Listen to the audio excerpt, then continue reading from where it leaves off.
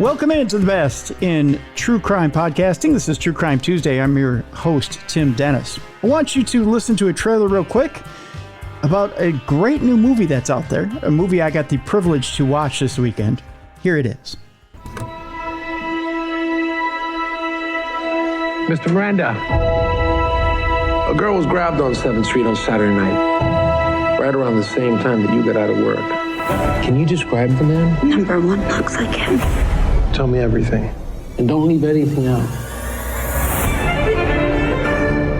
I'm testifying. Are you sure about this? All rise. I don't want to see you become damaged goods. It's not just for me. The prosecution calls Patricia Ann Shumway. What about the next girl? I promise I'm going to put this guy in jail for a long time. The jury has found you guilty as charged.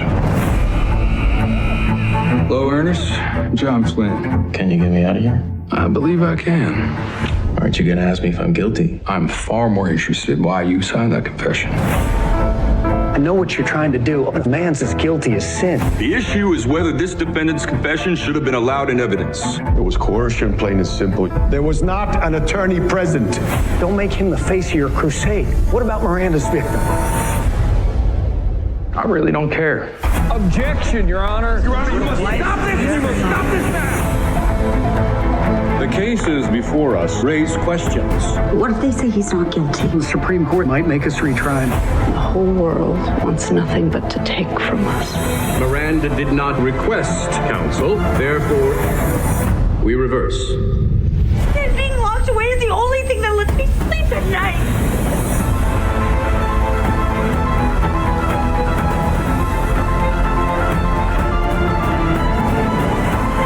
So hard to have to keep reliving this over and over. She's worked so hard. She's doing what's right. Mr. Miranda, our justice system has afforded you every privilege, every protection. Hey! This is a courtesy not extended to your victim.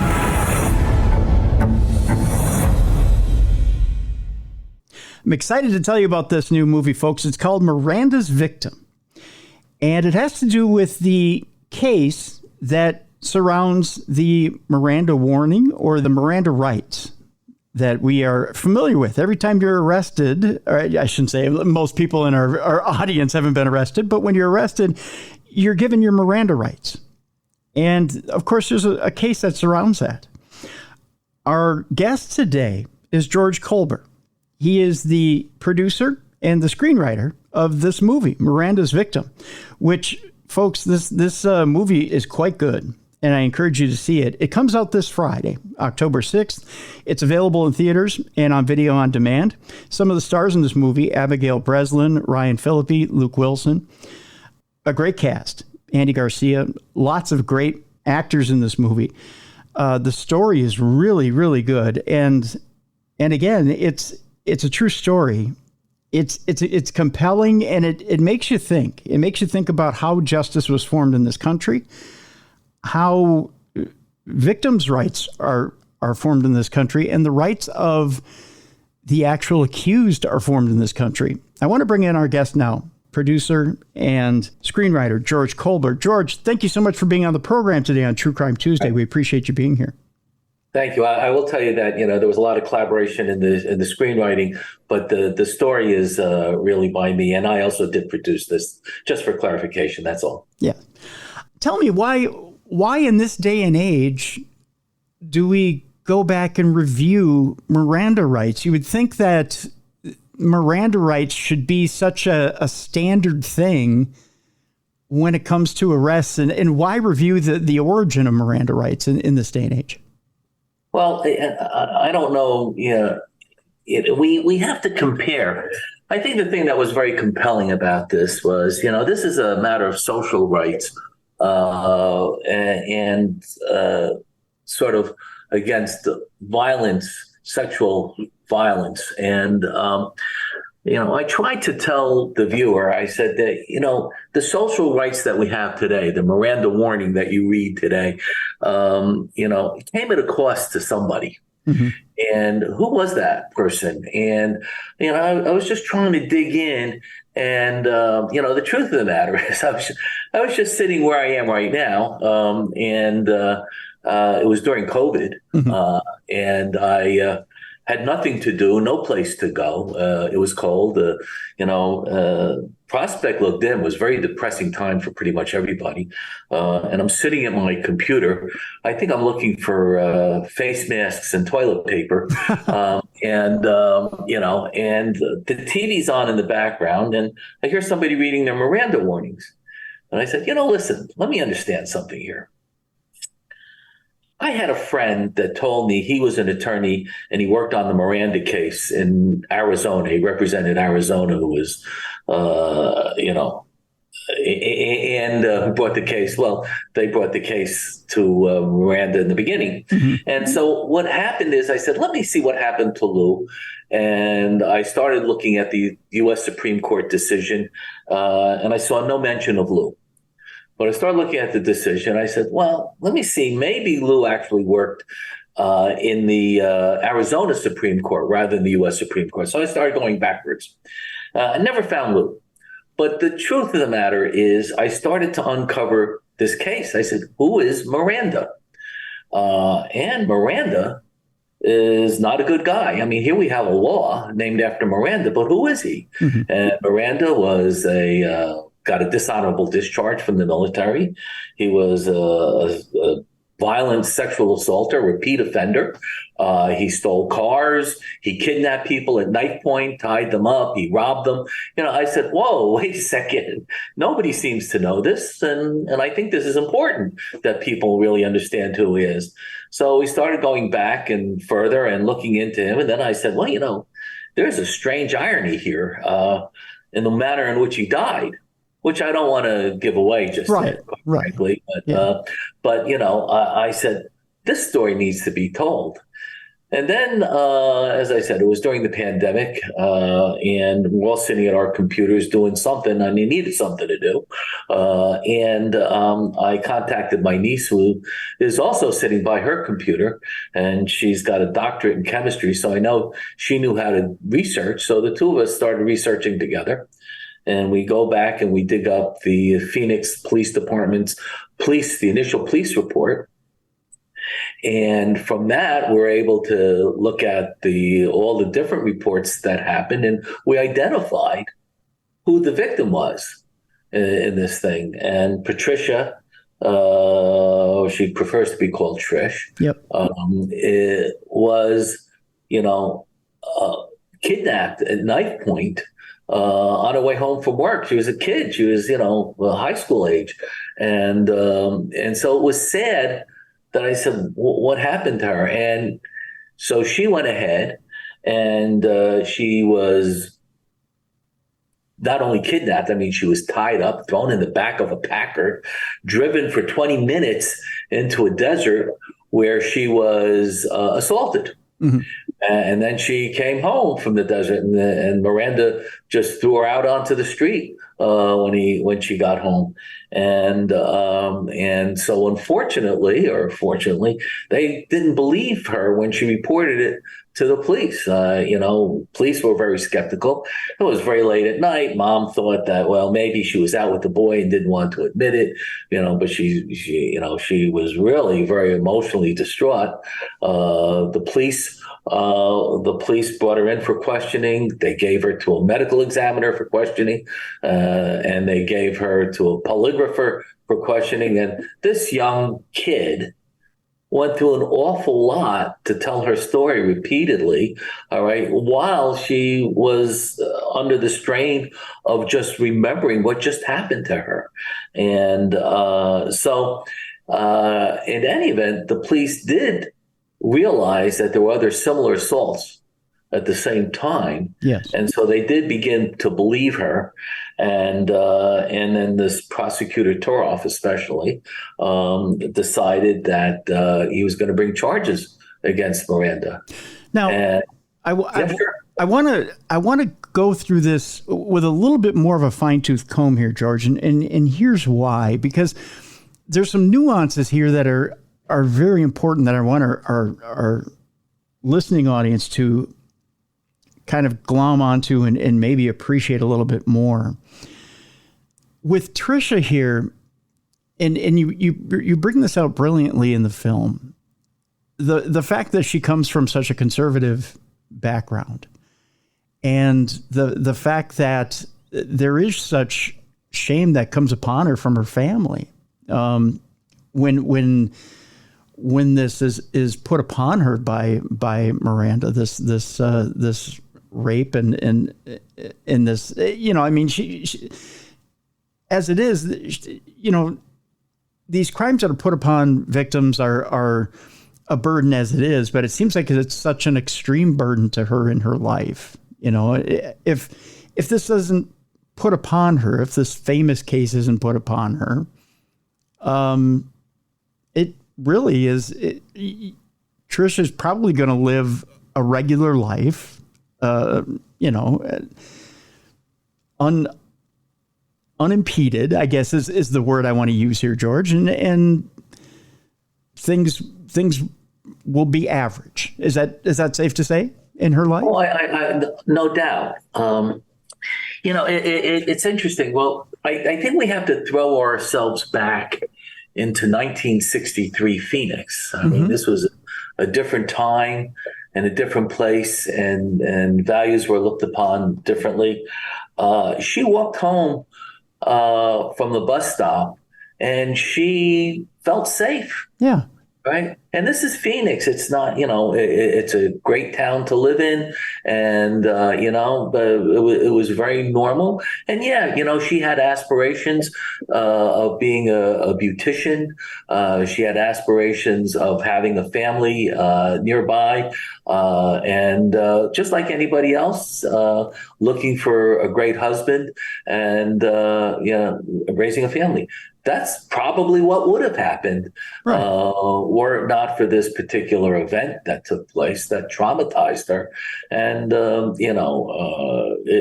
sadly, she was put in a position where she had to just forget it.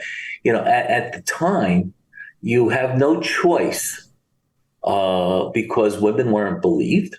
All right. And her mother, and I know you saw the movie, but her mother was trying to be very protective of her, and keeping it a secret was the best way she knew that Trish could be protected, because, you couldn't find a person to marry if you were tainted, so, right. But she had all intentions, and why not?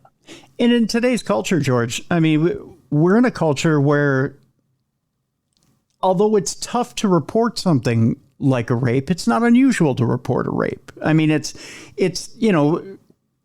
encouraged to be brave, to get out there to report that, because if we report it, we can catch that person. We can get justice for you. It's easier to do. We have DNA these days. It's easier to catch someone and get you your justice. In those days, there's no DNA. It's your word against theirs. And as you pointed out eloquently, the woman was not to be believed. I mean, they really put her through the ringer. And the man in the case was, let's just say, was a little more believed than the woman in this case. Is that fair to say? Well, initially, they didn't believe her. And they didn't know who he was. So, but, listen, you walk home late at night and you're a woman, maybe you have a short skirt on or something like that, you're asking for it. And some judges looked at it that way. You provoked them. This is certainly a different day today when you can say no is no. We had an interesting, we were debating on the subtitle for Miranda's Victim. And one of the ones that we played around was with before Me Too, there was Trish. And we really appreciate, she was really like the first person to speak out for Me Too way before it was, fashionable to use the term Me Too. Yeah. But she was going home. She's an innocent kid. And how does a woman ever forget any of that? Right. I will tell you, we talk about today, and certainly, one of the things we're very much involved with is the RAIN, Victims Assault Hotline. RAIN stands for Rape, Abuse, Incest National Network, where they're providing 100 number. And we are hoping that one of the things that happens as a result of this is that more women call, because there's a whole national support network. But still, I was just talking to the president of RAIN, and we agree, a lot of women just don't want to bother. The important thing is, if you do bother, that person that you're turning in, chances are he's going to be a repeat offender. So it's not like, it's probably the same people over and over again once they get away with it. So, it is important that people, and I think we make that pretty clear at the end of the movie, that it's important that you call in. It is very important. And as you put it, there are a lot of repeat offenders out there, and it takes the bravery of one to stop many. And to stop many incidents, to stop many offenders, to stop the cycle of violence. And sometimes I think victims feel like they're all alone in this world. They feel like if their voice comes out, that there's no one there to hear them, to be in their corner, or to help support them. And that's truly not the case, at least these days. In those days, yes. In 1963, most definitely. I was surprised in this case, Anne is Trish's sister. Right. Anne was incredibly supportive for the time. And I'm wondering if you can speak on that for a moment. What was it about Anne and her character that she was incredibly ahead of the time, that she could be that forethinking and be there for Trisha at that time? When I talk to Trish, she talks about how incredible Anne was. Listen, I think women of all times either know somebody that was close to them, or they themselves were abused. And so they could identify it. I also think that, Trisha's mom was abused, but they dealt with it in different ways. Trisha's mom, it was long before Trish was born, and she just did not want Trish to go through the suffering that she did, of disbelief and so forth. Don't report it to the police. Don't do anything, because nothing good can come of it. And maybe you won't get a job, and maybe you won't get a husband. All right. Anne, on the other hand, was very close, emotionally tied to Trish every single day, loved her dearly. And she felt the emotion, the outrage that Trish felt, and she shared it. So she took an opposing point of view in the family, and Trish finds herself stuck between the two positions, one that knows it's important to get the information out and put this man away, and the other one who says, you can't, you got to move on with your life because you cannot undo it. And so Anne loved her, I dug up, when we were doing research, I dug up an article on the 25th anniversary of the Miranda ruling that Anne wrote to the newspaper, and talked about how unjust the Miranda rule was. And she never mentioned the names, but, the pain that her sister suffered. And, up until then, and even then, nobody really knew who Trish was. And actually, I spoke to Trish about that, and she didn't even know the article was written. So really? Interesting. Yeah.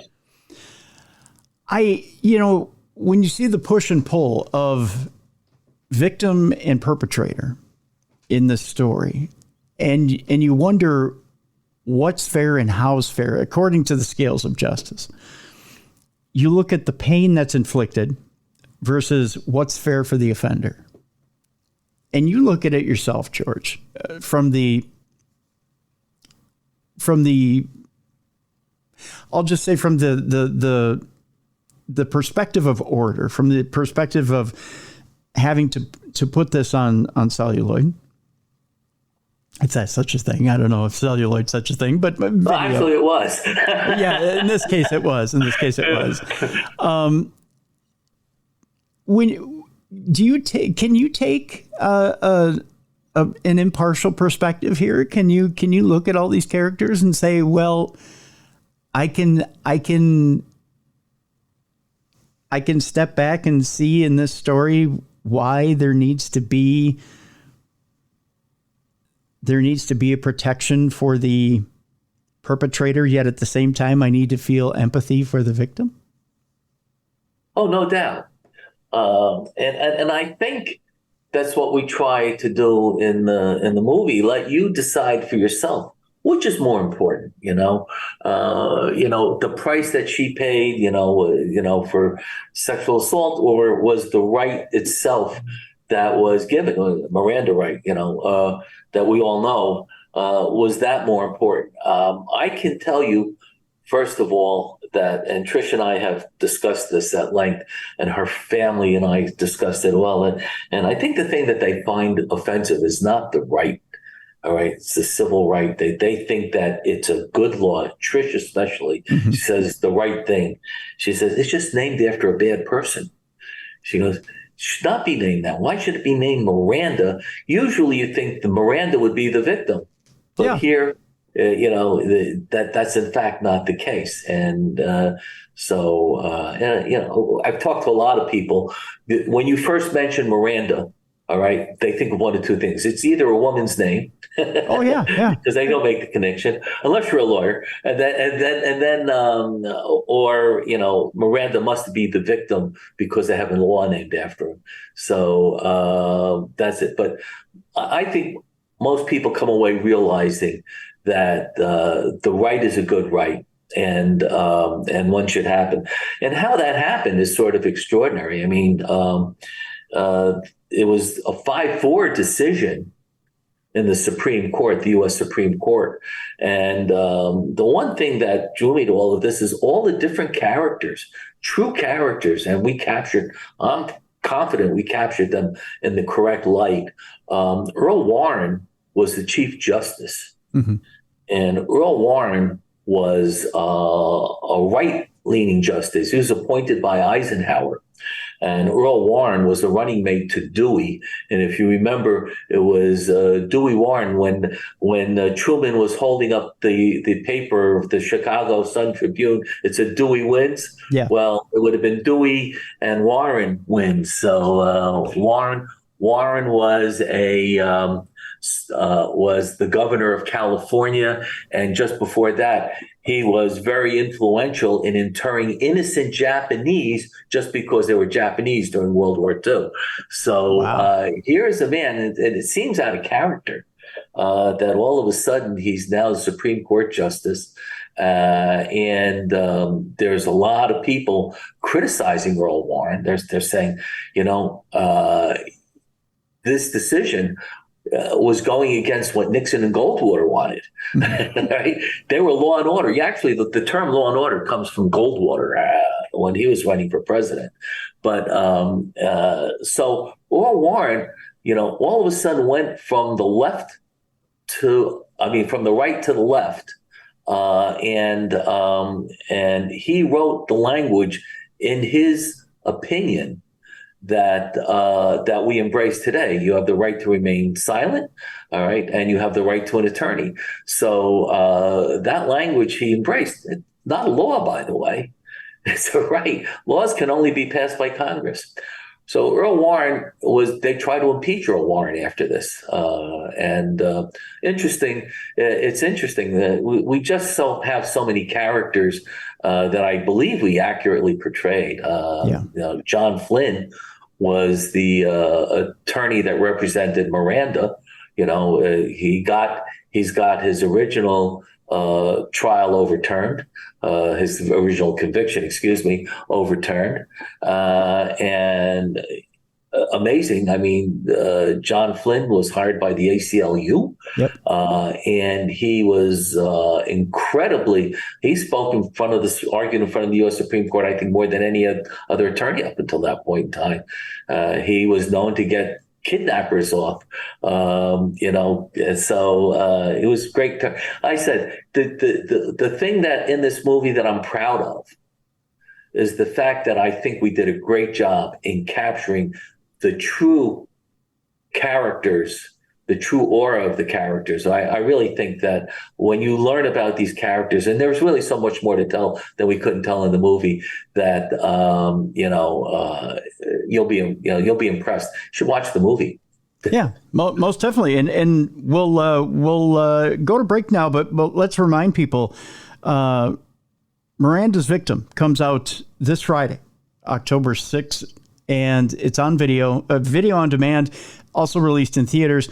And we'll have a link in the description of this program, so you can go get that video on demand if you choose to watch that at home. Again, folks, we're going to take a break. When we come back, I want to talk about some of those things you wish you would have been able to put in the film, George. Because I'm interested to know what those things are. We'll talk a little bit about the Miranda warning, some of the things that are in the Miranda warning, and I want to ask the question here, George.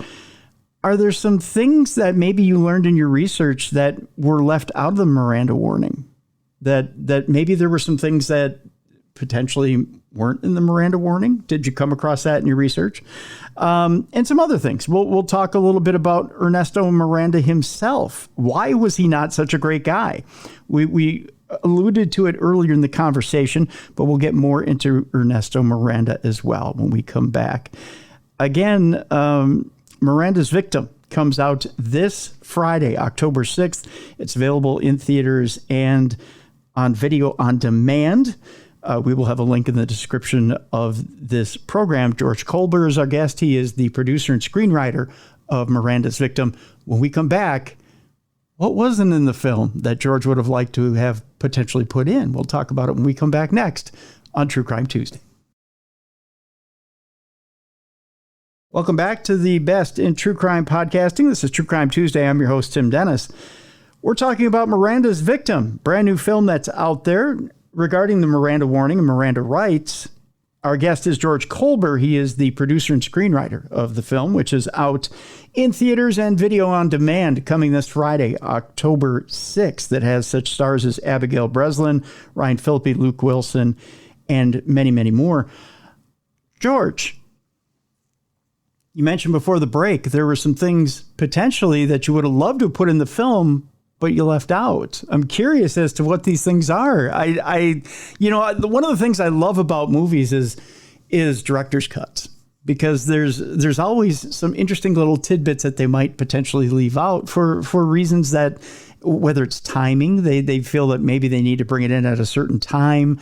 Maybe maybe it didn't just feel right, or it didn't fit the flow of the movie, so they took it out. But sometimes there's some juicy scenes in there that would have made it either such a more interesting movie, or maybe that scene would have changed the entire flow of the movie. What was in this movie that you decided to leave out?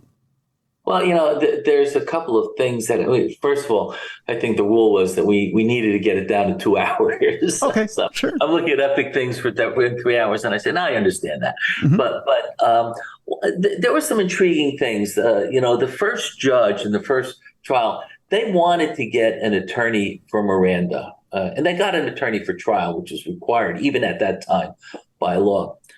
But the irony was that the judge was having a problem finding an attorney because the public defenders at that time were on strike, and and they were only getting like $50 a case and a case. But most of those cases plead out.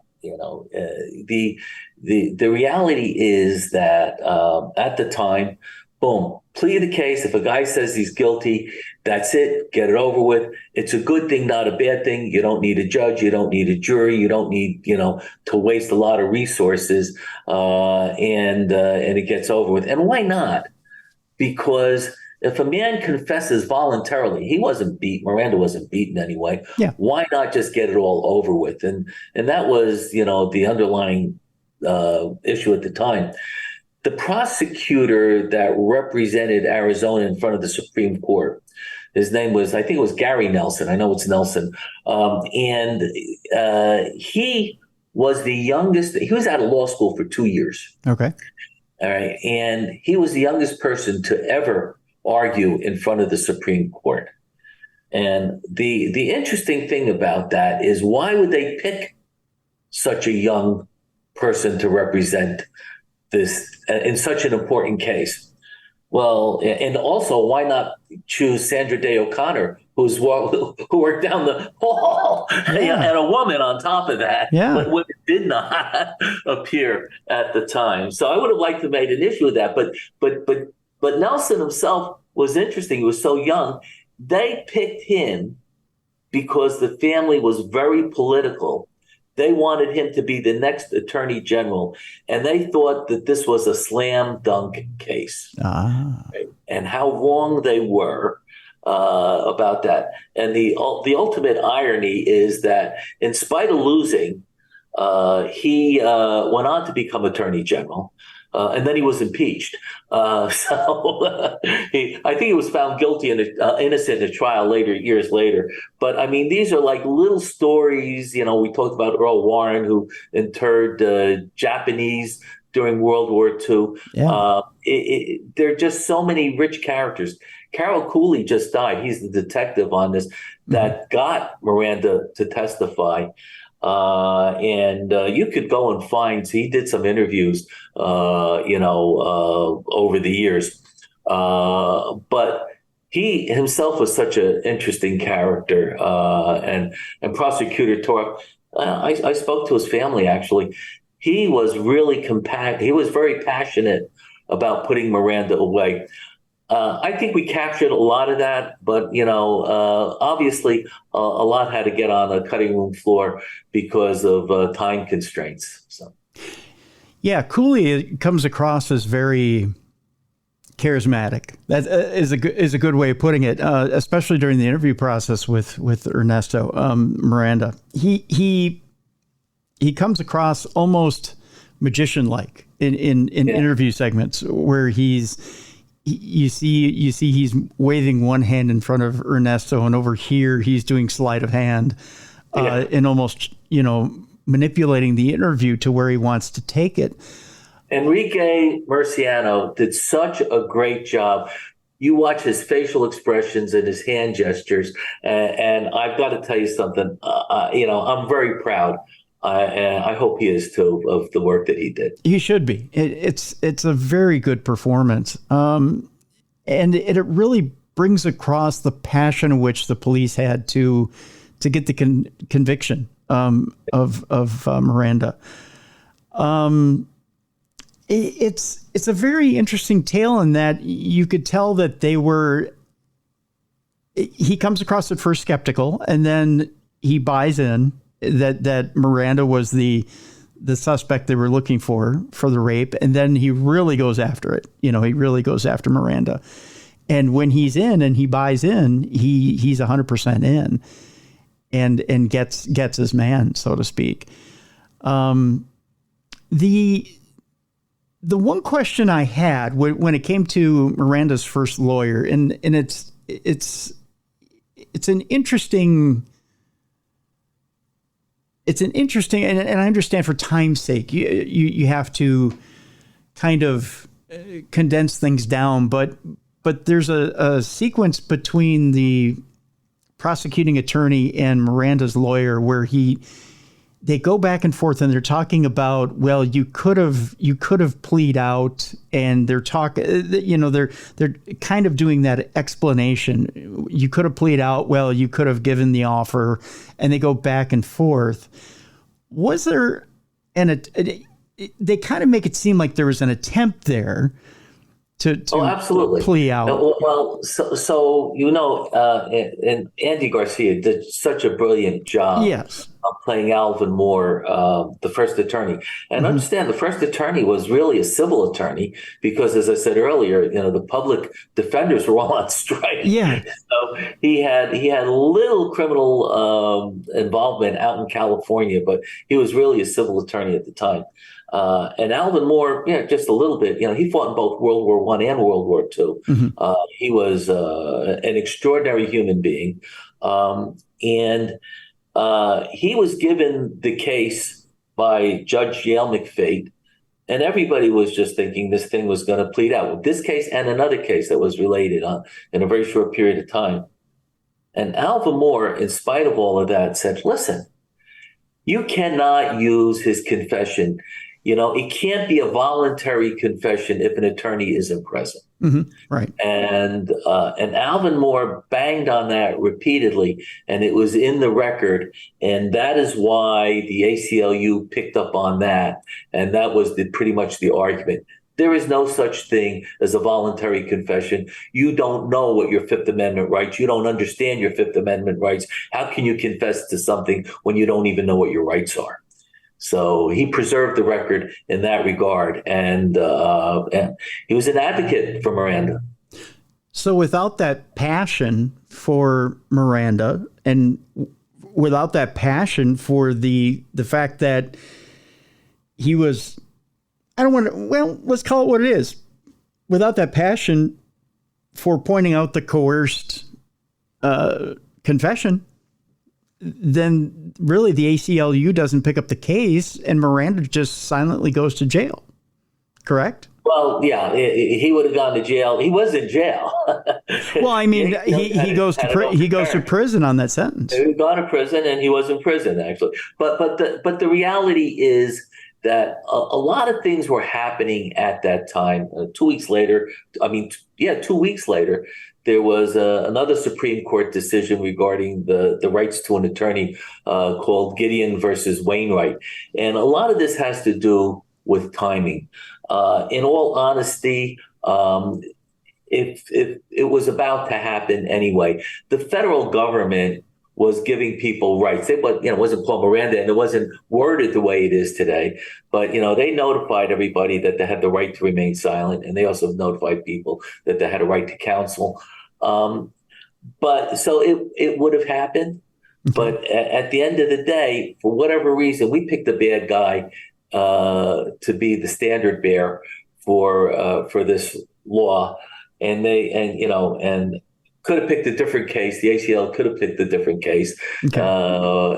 But they picked this one, and and it is what it is. And I think we do mention at the end, since then, over 100 countries have embraced language that supports the right to an attorney and a right against self-incrimination. So, but it is, I'm pretty certain, I'm very certain that this would have happened, rights like this, but we would not be calling it the Miranda rule.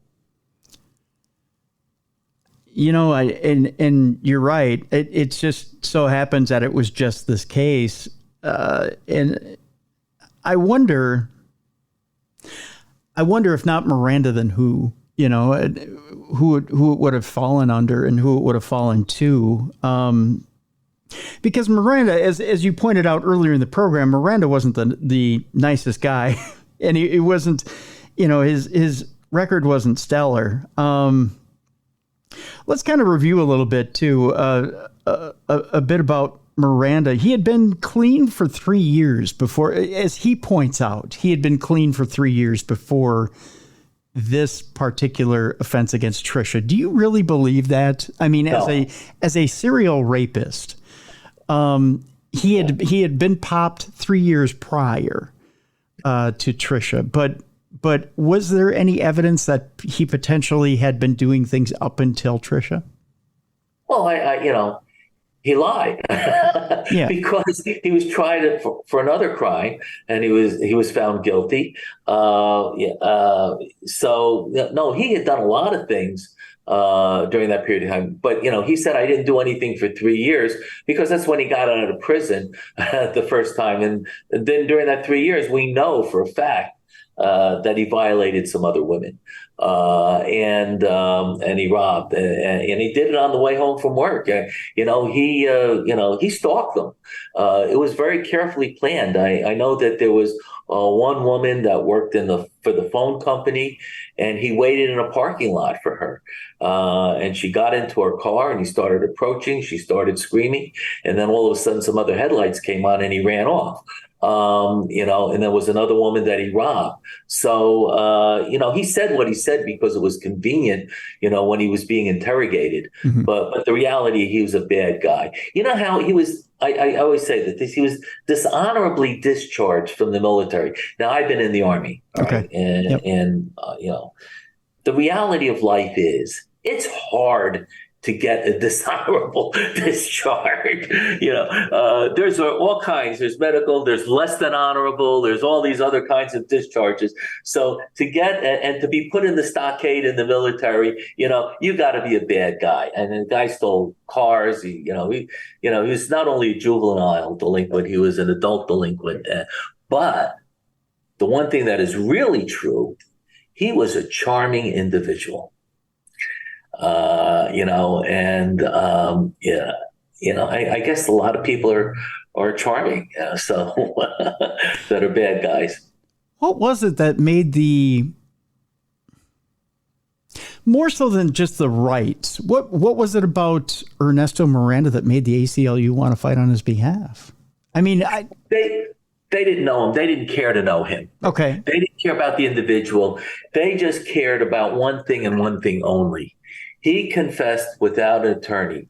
And can it be considered voluntary? I think we say there's two big policemen there with guns staring at you. Mm-hmm. And so can it be voluntary if that's the case? So, and then the reality of life is if he didn't sign that confession, none of this would have happened.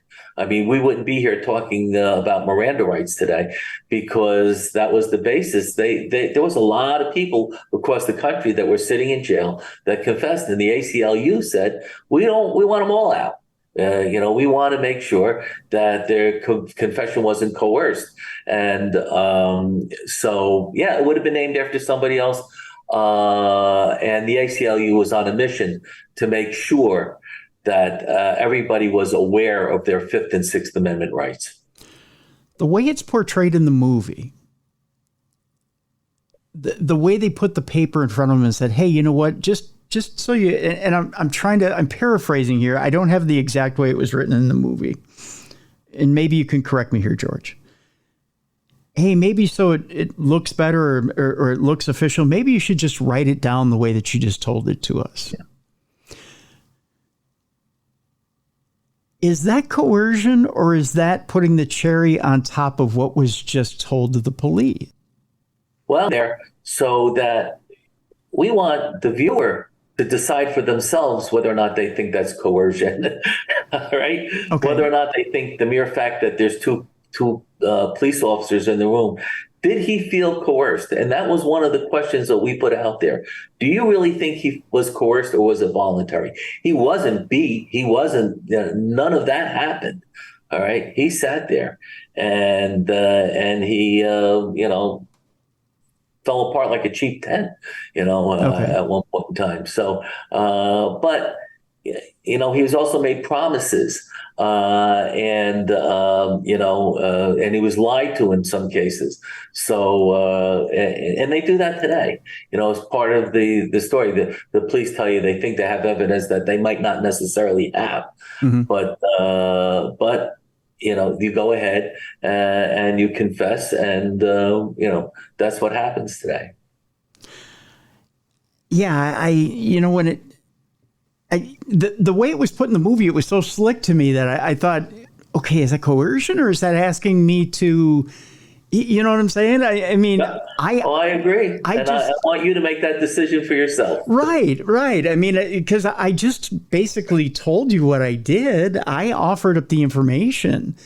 But you're right. When we think of Miranda rights or Miranda warnings, we do have the right to remain silent. We have the right to say, well, I choose not to talk to you.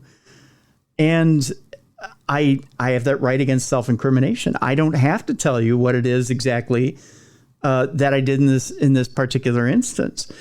And the one thing that I found intriguing in the first lawyer, which is played by Andy Garcia, he's insistent throughout the entire trial, and from the time he steps into the first scene to the time where he exits, that Ernesto Miranda does not have, or he never had a lawyer present with him.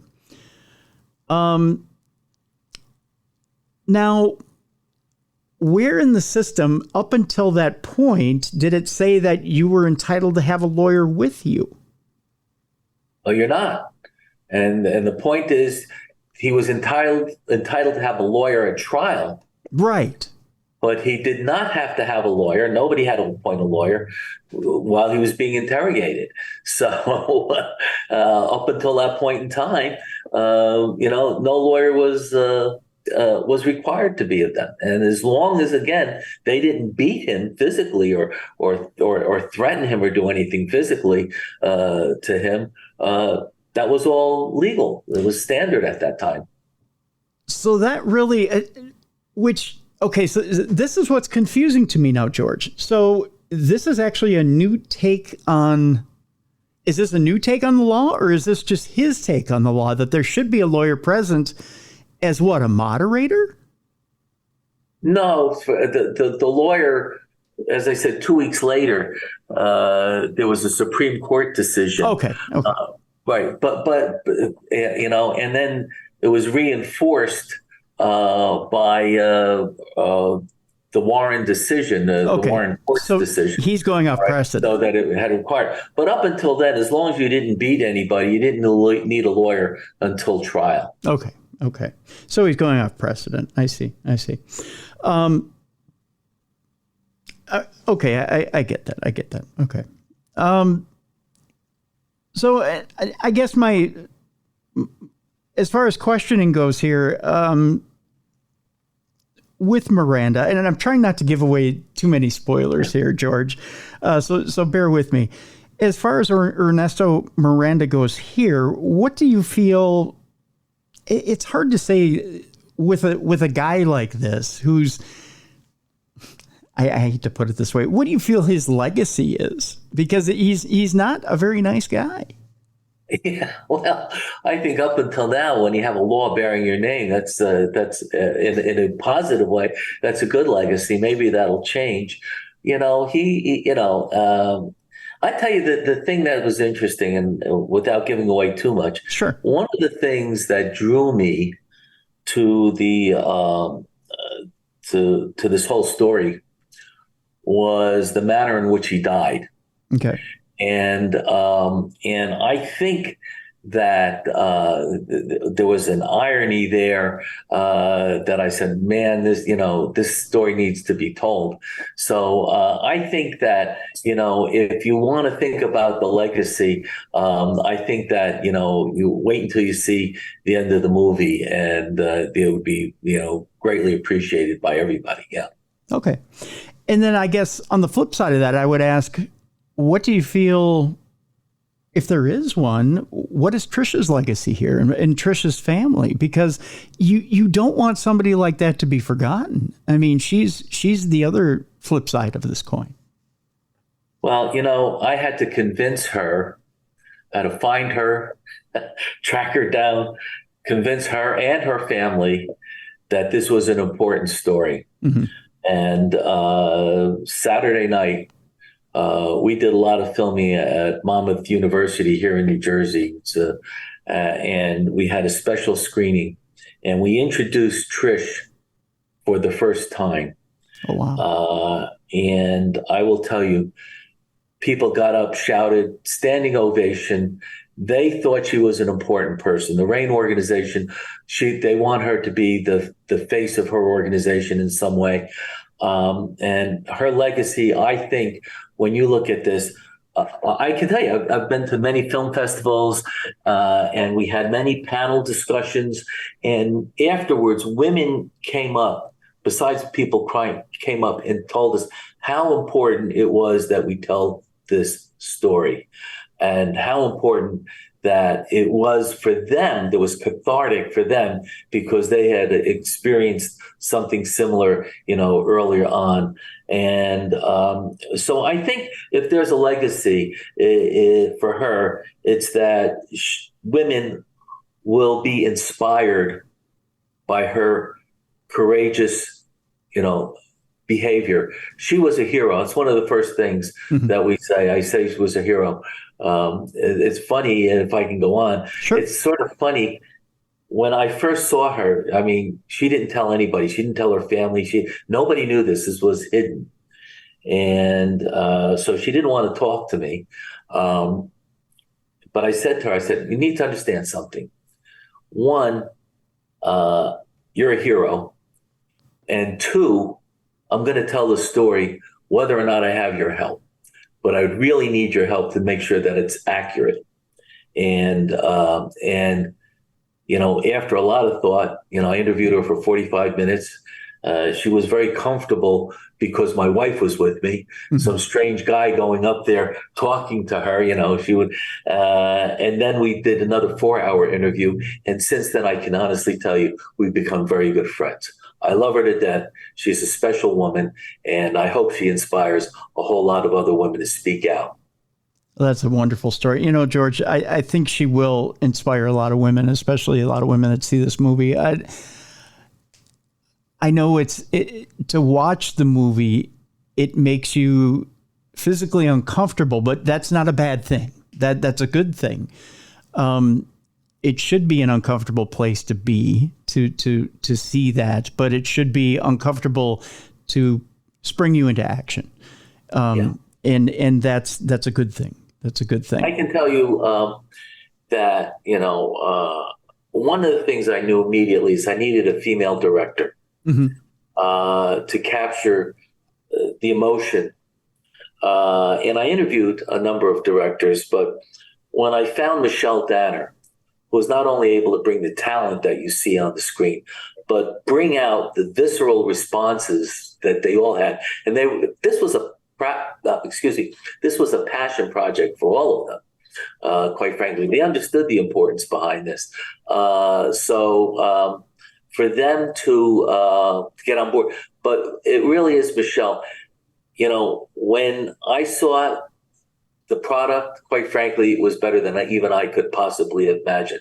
Michelle had a wonderful vision, and we worked together splendidly. Hopefully maybe I'll work with her again someday. But she was absolutely brilliant. Well, I hope you do work with her again someday. You two put out a wonderful product. Miranda's Victim is a wonderful movie. And I encourage everyone to go see it. It's available October 6th, this coming Friday. It's in select theaters and on demand. We have a link in the description of this program. And George, I want to thank you so much for joining us today. My pleasure. Tim, thank you for having me. Thank you, George. George Kolber has been our guest. He is the producer and screenwriter of Miranda's Victim. Again, folks, it's available in select theaters and on demand October 6th, which is this coming Friday. I encourage you all to go see that movie. Again, Abigail Breslin, Ryan Phillippe, Luke Wilson, Andy Garcia, Donald Sutherland, and more are in that movie. Again, go check out that movie this coming Friday. Folks, we're going to lighten things up a little bit. It's time for us to bring in Beer City Bruiser. It's time now for Dumb Crimes and Stupid Criminals. It's Crayon News story time.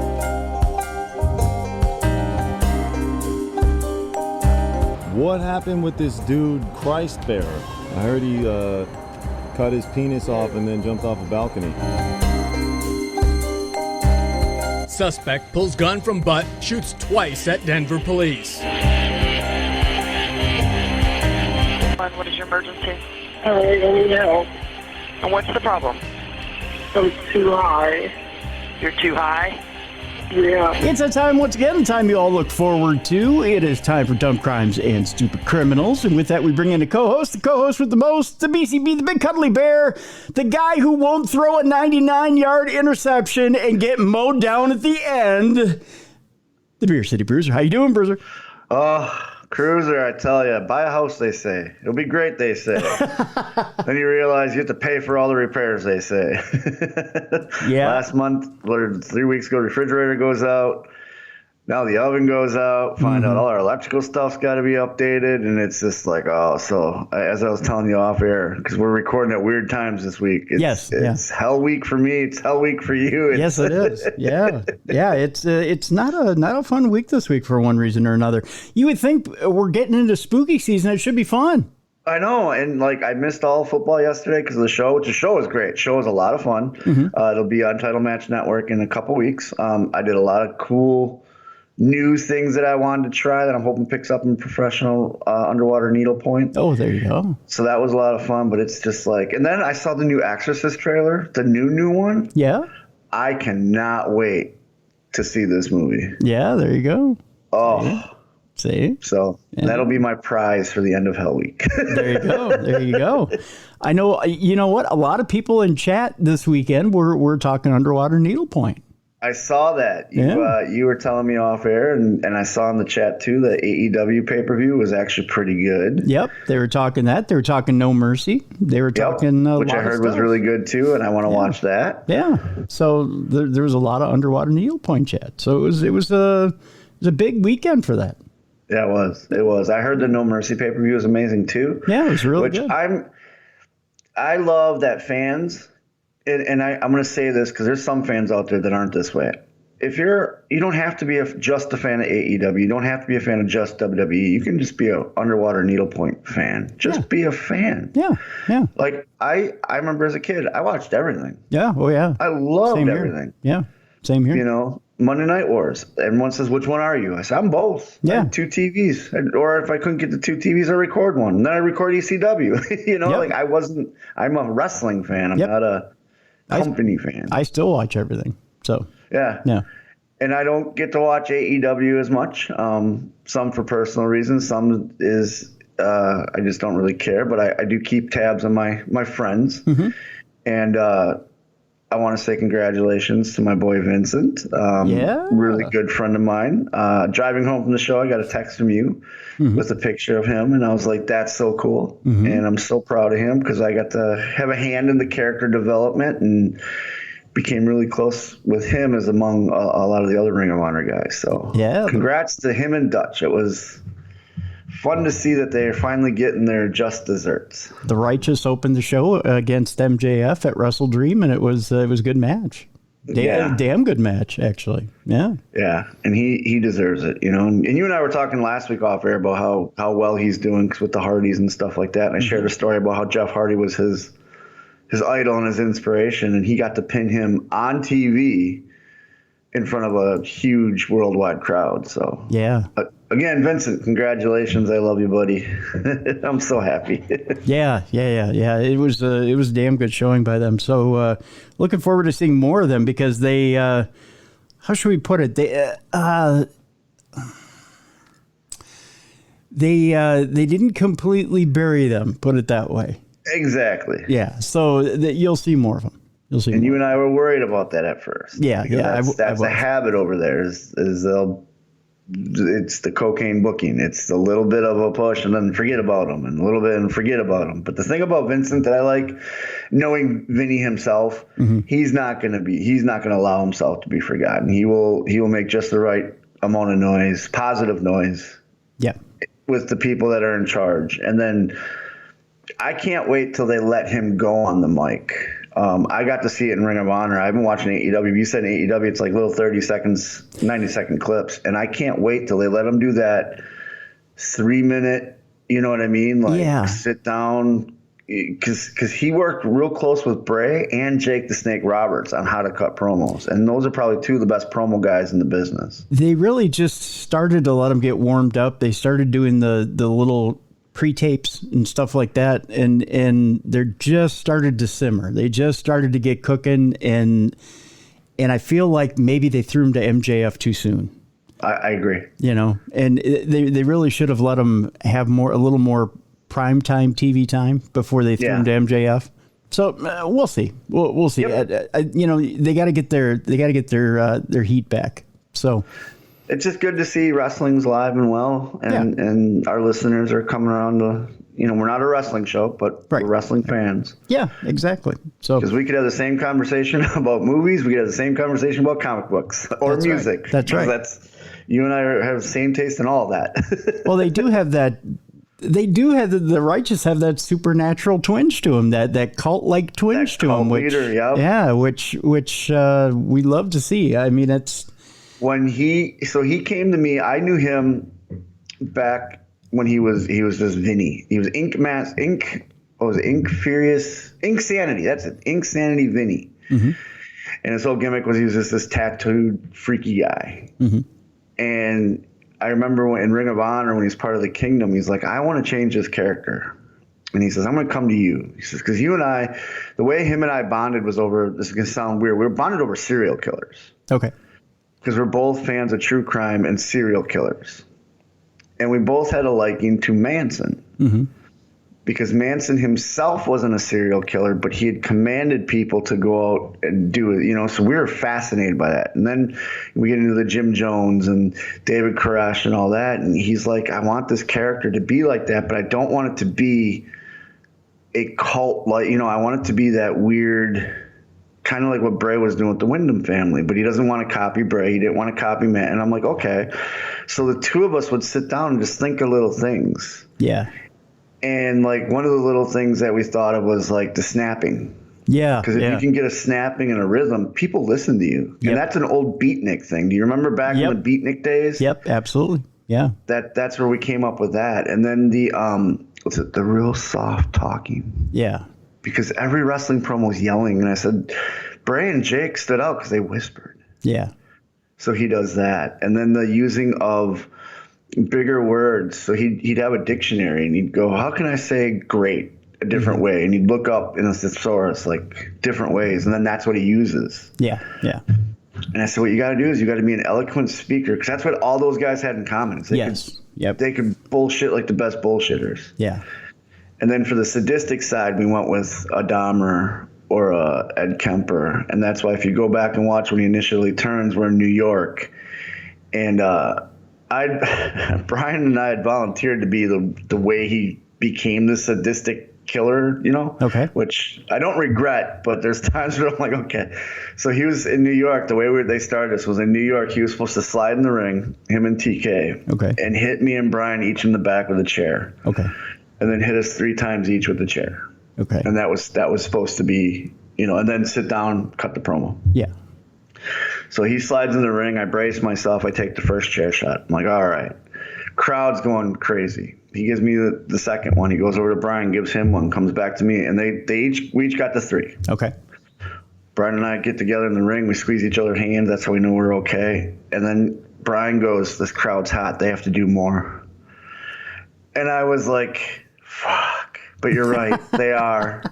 Yeah. So Vinny, he goes, I heard you, and I took 16 chair shots. Whoa! To the back, and I was bruised. I bet you were. Head to toe. And then on the fly, I said, sit on my chest, light my cigar, and put my cigar out on my chest. Oh. So if you watch the video, he's actually lighting a cigar and putting the cigar out on my chest. And that was the beginning of it. And he goes, why'd you say the cigar thing? I go, because think about it. If a serial killer's got his prey down, he's not just going to kill him right away. Right. You always hear about Dahmer doing the experiments or Gacy tying him up. You know what I mean? Yep. I said, it just came to me. My cigar was right there. You're sitting in a chair on me. Why wouldn't you play with your food? That's right. That's right. And he goes, I love it. And so we just went more and more sadistic, and it eventually built up to the bar fight without honor, which I encourage people to go watch on YouTube. Yep. And he ended up throwing steel-tipped darts into my back. God, just reliving that is enough wrestling, but that's how I'll try to tie it in with the true crime, because we pulled from serial killers, we pulled from cult leaders, we pulled from supernatural beings. The Bible he used a little bit, and it was just, and now it is what it is, and it's amazing. Yeah, go check that out, folks. It's a great chapter in Ring of Honor history, and I don't know if you could recreate that in the new Ring of Honor. You probably could, but you won't see it. I don't think anybody's going to do what we did. That's true. That's true. Some truly original stuff there. Let's get going with Dumb Crime, Stupid Criminals. Speaking of some supernatural stuff, Bruiser. This guy, we're going to the Detroit, Michigan area. We're going to Bloomfield Township, where a home invasion suspect claims he was chased by spiders, vampires, and angels. As he all three were chasing him, huh? Yeah, as he ran through the house screaming at the homeowner. Who did he piss off to get all three variations? Because, I don't see an angel trying to harm somebody. It's not normally a team up you hear about, not even in Marvel Comics. No, you don't. You don't hear a vampire going, you want to come with me to kill him? Yeah, I could see maybe the spiders and the vampires, but the angels, they don't normally cooperate. A man charged in a Bloomfield Township home invasion said he was being chased by spiders, vampires, and angels before he was arrested on Tuesday. 40-year-old Jacob Vore of Keogo Harbor was arraigned Thursday in 48th District Court in Bloomfield Hills on a charge of first-degree home invasion. A judge set his bond at how much, do you think? $20,000. Go a little higher. $100,000. Yes! All right. $100,000 and scheduled his next court appearance for October 10th, according to court records. If convicted, he faces up to 20 years in the slammer. Oh, wow. Yep. Well, at least they put it October 10th, not Halloween. Yeah, exactly. Well, that would be appropriate for the people who came to visit him, I guess, right? You're absolutely right. Yeah. The charges stem from a home invasion that happened at around 3 a.m. on Tuesday on Turtle Lake Drive, which seems appropriate. The only thing that wasn't chasing him was a turtle. Police said the homeowners were awakened by a security alarm and went to investigate. He told investigators he armed himself and heard a noise coming from his basement. He said he yelled down to whoever or whatever was making the commotion. He reported that a man's voice responded and said he was being chased by spiders, vampires, and angels. An unknown man began ascending a spiral staircase, the homeowner told officers. He said he told the man that he was armed with a gun and warned him not to come upstairs. Because, vampires are scared of guns. That's right. That's the first thing a vampire will ward off is when you tell them, I'm armed and dangerous. And they go, blah, blah, don't shoot. I'm good. The unknown man then told the homeowner to shoot him. Because, he's being chased by angels and vampires. Yeah, I guess he's better off dead than being chased. Well, no, the angel can bring him back. Oh, that's true. Yeah, you got a point there. Detectives said the homeowner fired a shot down the stairs, but the round did not strike anyone. The invader went back down the stairs. Good. Police officers arrived and saw the suspect in the basement. As they approached the rear of the home, the suspect exited the house and was ordered to the ground. Officers arrested the man, took him to police headquarters. They were able to identify the suspect as Vore. Police investigated and determined the suspect used a pry bar to break into the house through a basement window. They also reviewed the house's video security system, and the footage showed Vore holding a carving knife he had taken from a knife block in the basement's kitchen. Well, this must be a nice house that they have a kitchen in the basement. I was going to say. Yeah. That's not their only kitchen, I bet. No. It also showed Vore holding a knife as he walked toward the stairs. During questioning, Vore admitted to breaking into the home and told detectives, I wasn't there to hurt anybody. Then why are you holding a knife? Yeah. They also executed a search warrant at Vore's home. Authorities said they found no known stolen property there.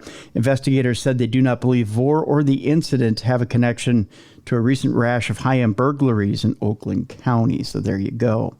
Let's move on, Bruiser. A New York student has been detained in Dubai for months now for touching an airport security guard during a 10-hour layover. Just walked up and touched him. Essentially. Okay. Essentially. A 21-year-old New York college student has been detained in Dubai after airport staffers accused her of assaulting and insulting them. Oh, okay. Yeah. Elizabeth Polanco de los Santos was traveling from Istanbul with a friend when the incident unfolded in mid-July. Detained in Dubai, an organization that provides advice and legal assistance to foreigners in the United Arab Emirates, said that in a press release, the pair had a 10-hour layover in Dubai, which they chose over Paris, probably regretting that choice by now, I'm guessing. Probably, yeah. For Polanco... No, wait a minute. This is spelled two different ways here. So it's Polanco de los Santos. Those 10 hours have now stretched into multiple months.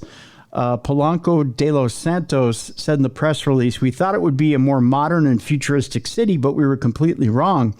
As she went through the security screening, airport employees told her she needed to take off her doctor-mandated wrist training brace. It added that despite her hesitation, she agreed and was ushered into a booth with female security officers who were rough as they removed her compressor. "I felt really violated," Polanco de los Santos said, adding that she was uncomfortable and afraid. The press release said she tried to put the trainer back on by herself, a process that takes two people, before crying and asking for help. The security officers didn't help and blocked her exit, at which point Polanco de los Santos lightly nudged one of them so that she could call out to her friend for help. "I gently touched her arm to guide her out of the way, then desperately started crying to my friend for help," she said. Though the search came back clear, officials told her she'd be detained for touching the female customs officer and kept her for hours as they filed the complaint. Really? And they're making her take off her medical equipment? Yes. Yeah. I didn't know they could do that. They can. Actually, when I go through, because I have the brace and the shoe, the Charcot brace, I've been asked before to take it off. Really? Even though it's the doctor says you have to wear it because it could cause further damage? Really? Yes. Okay. I've been asked before to take it off at different airports. Okay. Yeah. Just filing a criminal or civil case against someone in Dubai triggers a complicated legal process wherein the accused party is prohibited from leaving the country. In fact, local scammers are known for using such cases to extort foreigners for money, saying they'll drop the case in exchange for thousands of dollars. A Texas woman was detained in Dubai for months after being accused of yelling, which her accusers said violated the nation's obscenity law. She was released after paying more than $1,000 to have the travel ban against her lifted. Okay, it depends what she was yelling. But wow. Yeah. You're not allowed back in our country because you were yelling. Right. Rada Sterling, the CEO of Detained in Dubai, said people could end up detained in the UAE for years on bogus or minor charges. In another case Sterling is working on, a U.S. veteran has been detained in the country for years on what he says are false charges that he owes a debt to his children's school. Really? Okay. Yeah. For Polanco de los Santos, a student at Lehman College, the past few months moving from one hotel to another and waiting for court hearings has been miserable. Even if Elizabeth wins her case, 6 months or more of being forced to stay in the country at her own cost while under the very real threat of imprisonment is an unacceptable consequence of transiting through Dubai, Sterling said in the press release. This is simply no way to treat visitors. So she has to pay for her own self to live over there because she can't travel anywhere. Yes. That is... Yeah. And I get... Okay, so Dubai, that's Arabs, right? That's the Middle East. Yes, it's an Arab country. Correct. I know the male and females are looked at differently, but still, come on. Like, it's not like she can work over there. No, she can't. She can't make a living over there. Wow. Yeah. That's crazy. Absolutely. That's why I have to watch your P's and Q's over there. And, people, they got to learn that. Like, I always watch these 90-day shows. And, like, there's a girl that went to India, and she's upset because she can't have her voice. Like, well, that's because it's a male-run culture. Like, It's not like America. America's very progressive. You know what I mean? Yep. Like, indeed. So I giggle. Indeed. We continue. Someone who probably should be arrested. A Michigan teen. We're going to school here, Bruiser. Oh, okay. We're continuing with the school theme. We had one student here. We have another student here in Michigan.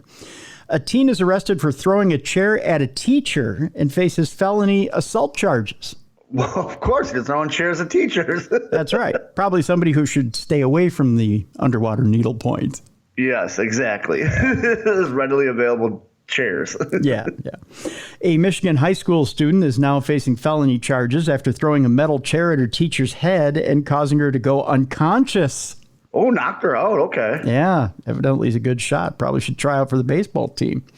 The 15-year-old high school junior at Southwestern Classical Academy was charged with 2 counts of felony assault for throwing the chair at the teacher and hurting her.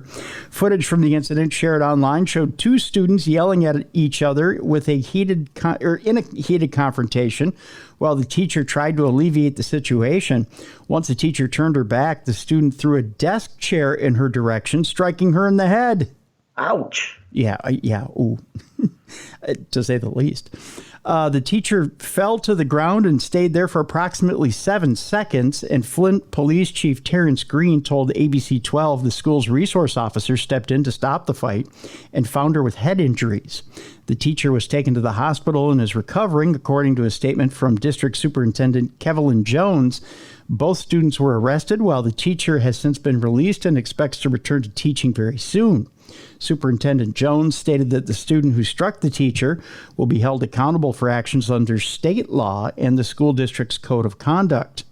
We are committed to ensuring that our schools are safe and conducive to learning for all scholars, and we take this responsibility very seriously, Jones wrote in a statement.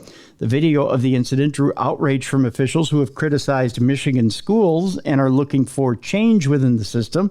This video perfectly captures the sad state of education in Michigan. No sense of order or direction, no respect for teachers, and worst of all, no learning, former Detroit Police Chief James Craig tweeted. Failure to educate young Michiganders is a recipe for increased crime, upticks in unemployment, and societal disorder. Michiganders deserve better. Holy cow, he went off. Yeah, I think he's a little upset. I don't know. I like the Michiganders. That's a cool name. Michiganders. Why is there no minor league baseball team called that? I don't know. That would be a good one, wouldn't it? Yeah. Yeah, the Detroit Michiganders. I'll take a Michigander at that one if you don't mind. That's what the teacher said. Yeah. Hey, I'll take a Michigander at that chair from 15 feet away. I don't know. We go from one student who's a little, how should we say, immature to another student, former student, who's a little way too immature. Oh, okay. So we go from immature to completely more immature. Okay. Yes. This woman probably should know better. You would think as you get older, but I've noticed it doesn't work that way with most people. No, this woman probably should have left this student alone. Okay. All right. A woman who assaulted a student was charged after trying to run her over with her SUV. Ooh. This is a grown woman trying to run over a student. You got to know it's not going to end well for you. Yeah. Like you're either going to severely hurt the person, kill the person, or not do anything. But either way, you're catching charges. That's right. According to the report, police spoke with the student who said Coronado had tried to hit her with her car as she was walking home from her bus stop. This is no spring chicken, Bruiser. This is what she looks like. Oh, God, yeah. Yeah. She should know better. This is a soccer mom taking off in her SUV and trying to hit a student. Like, she's got to be around our age. And I remember when we went to driver's ed, they always told us not to hit people with a car. At least in my driver's ed. Now, I showed you a picture of her, and you think she's around our age, but I'll give you her age here in a second, and you're going to be surprised. Okay. A woman who had previously been arrested for fighting a minor student has been charged again after trying to run her over with an SUV weeks after the original incident. According to police reports obtained by WVLT News, 35-year-old Allison Coronado. Whoa. She's 35. She was ridden hard and put up wet. Holy cow. Yes, she was. Was taken into custody in August for trying to fight a girl as she got off her school bus in the East Knoxville area. Oh, come on. You don't have to pick fights with kids that get off the bus. Right. You're 35 years old. Yeah. And you look 63. Yeah, she does not look good, folks. No. Not even Ulta can help that face. No. Like, just saying. Some say I have a baby face. This girl definitely has a A butterface? A butterface. There you go. Yes, a butterface. She was taken into custody again after the latest incident, which happened on September 20th. According to the report, police spoke with the student who said that Coronado had tried to hit her with her car as she was walking home from her bus stop. So she took 2 swipes at her coming off the bus. At 2 different times. Like, hey, okay, you're off the bus. I'm going to beat you up. Oh, I lost that. Oh, you're getting off the bus. Fine, I'll just hit you with my SUV. Oh. The victim stated she was walking home from the bus stop when Allison Coronado, the suspect, tried to hit her with her white Ford Explorer, way to go, OJ, while shouting, "Run, fatty," at the victim. Oh, my God. Why would you do it like this?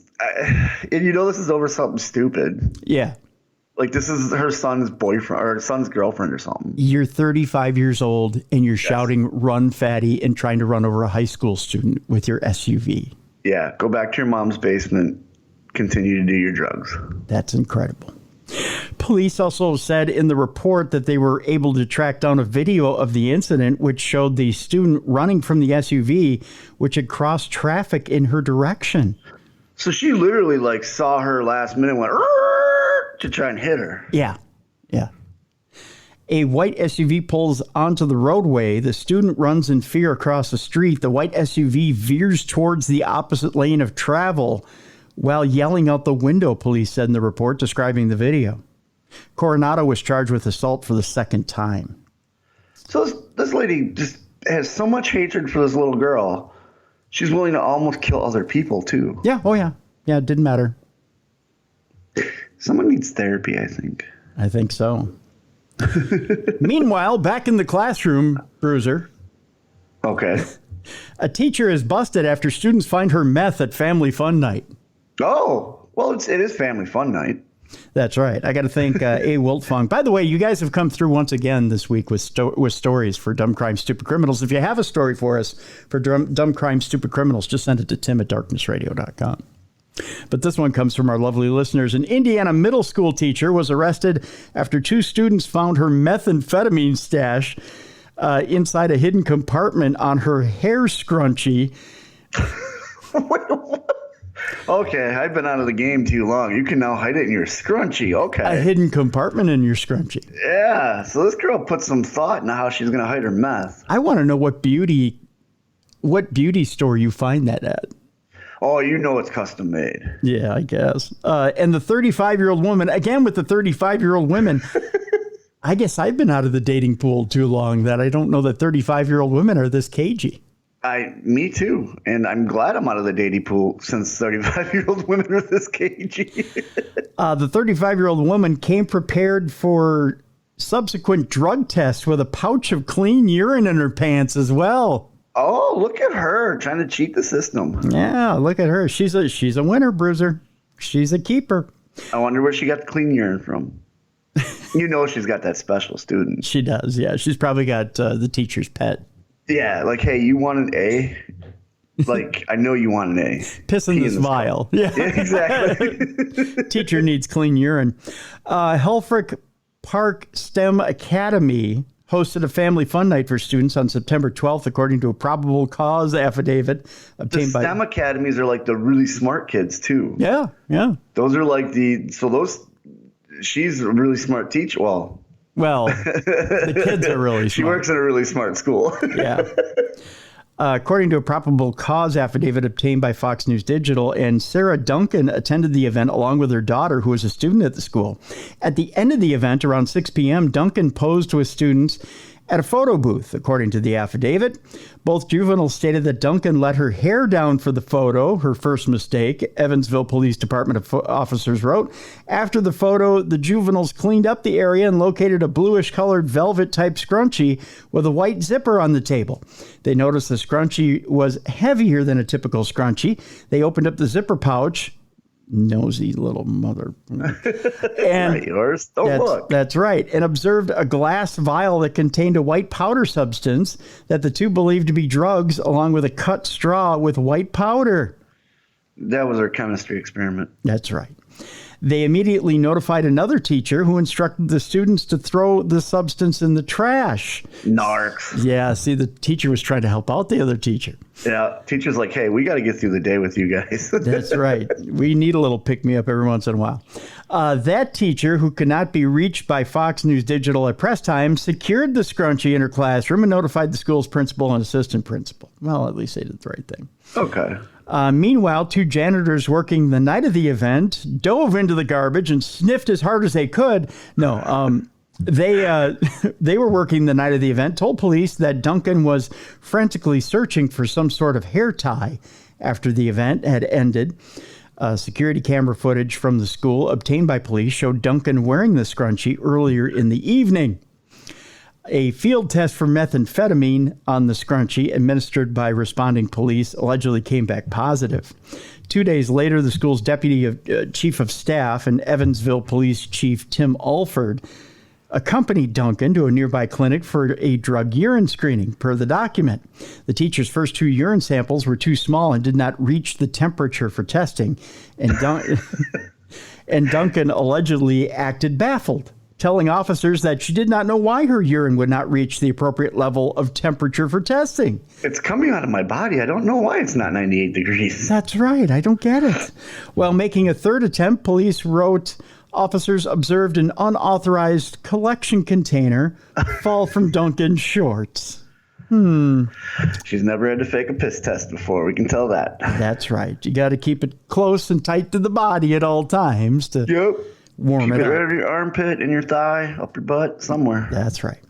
Duncan stated that she was not aware of the pouch or container in her shorts. It just showed up there, officer. That's not mine. Yeah, God put it there. You must have put it there. That's right. Until after she was providing her second sample. Police wrote in their affidavit, Duncan stated that she does not know how or when the pouch or container got into her shorts that day. Duncan stated that there may be another one of them at her residence, but that they were not purchased by her, but by someone who she knows, who probably uses them to pass drug screens. Successfully. Yes, yeah. Duncan was booked into the Vanderburgh County Jail last Wednesday on 1 count of criminal possession and 1 count of possession of drug paraphernalia, and has since been released on $1,000 bond on the condition that she attend a drug rehab program. A court clerk at Vanderburgh Superior Court told that to Fox News Digital. Her first court hearing was scheduled for Tuesday. Now, Fox News Digital could not reach the school district for comment at press time. She was fired the day of her arrest, that according to WFIE. Duncan cannot be reached for comment and has not yet been assigned a public defender. Her next court appearance is October 9th. Someone's a big fan of Breaking Bad. Like, this is literally Breaking Bad. Yeah, it is, except for... except she got caught. Yeah, nobody's really dealing. They're just... Yeah, and I think their rule was you don't do your own supply. That's right. Don't get high on your own supply. Yep.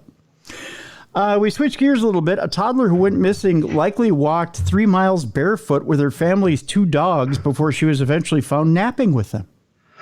Well, it's sweet she was napping with them. Yeah. Dogs will protect you, too. They will, yes.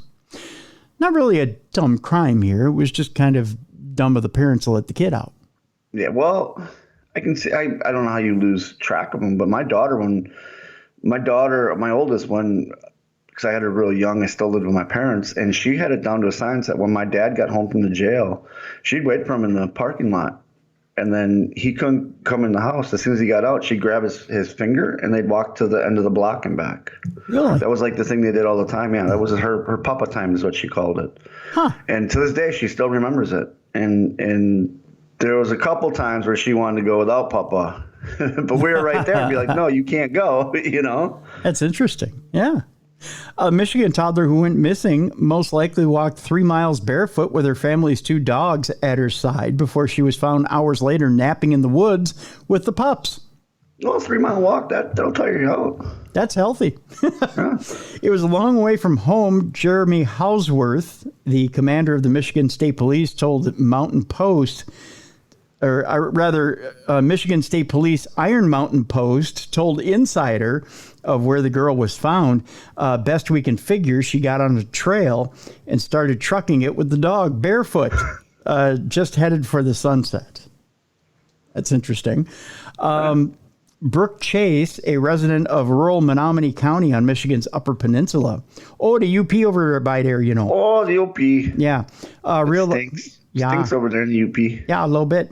Realized her 2-year-old daughter and her 2 dogs, a Rottweiler and a Cocker Spaniel, she could have rode them around instead of What was she doing that she couldn't keep an eye on 3 things? A toddler and 2 dogs. Like, those are things you have to pay attention to. She was watching her stories. Oh, okay. Yeah. Okay.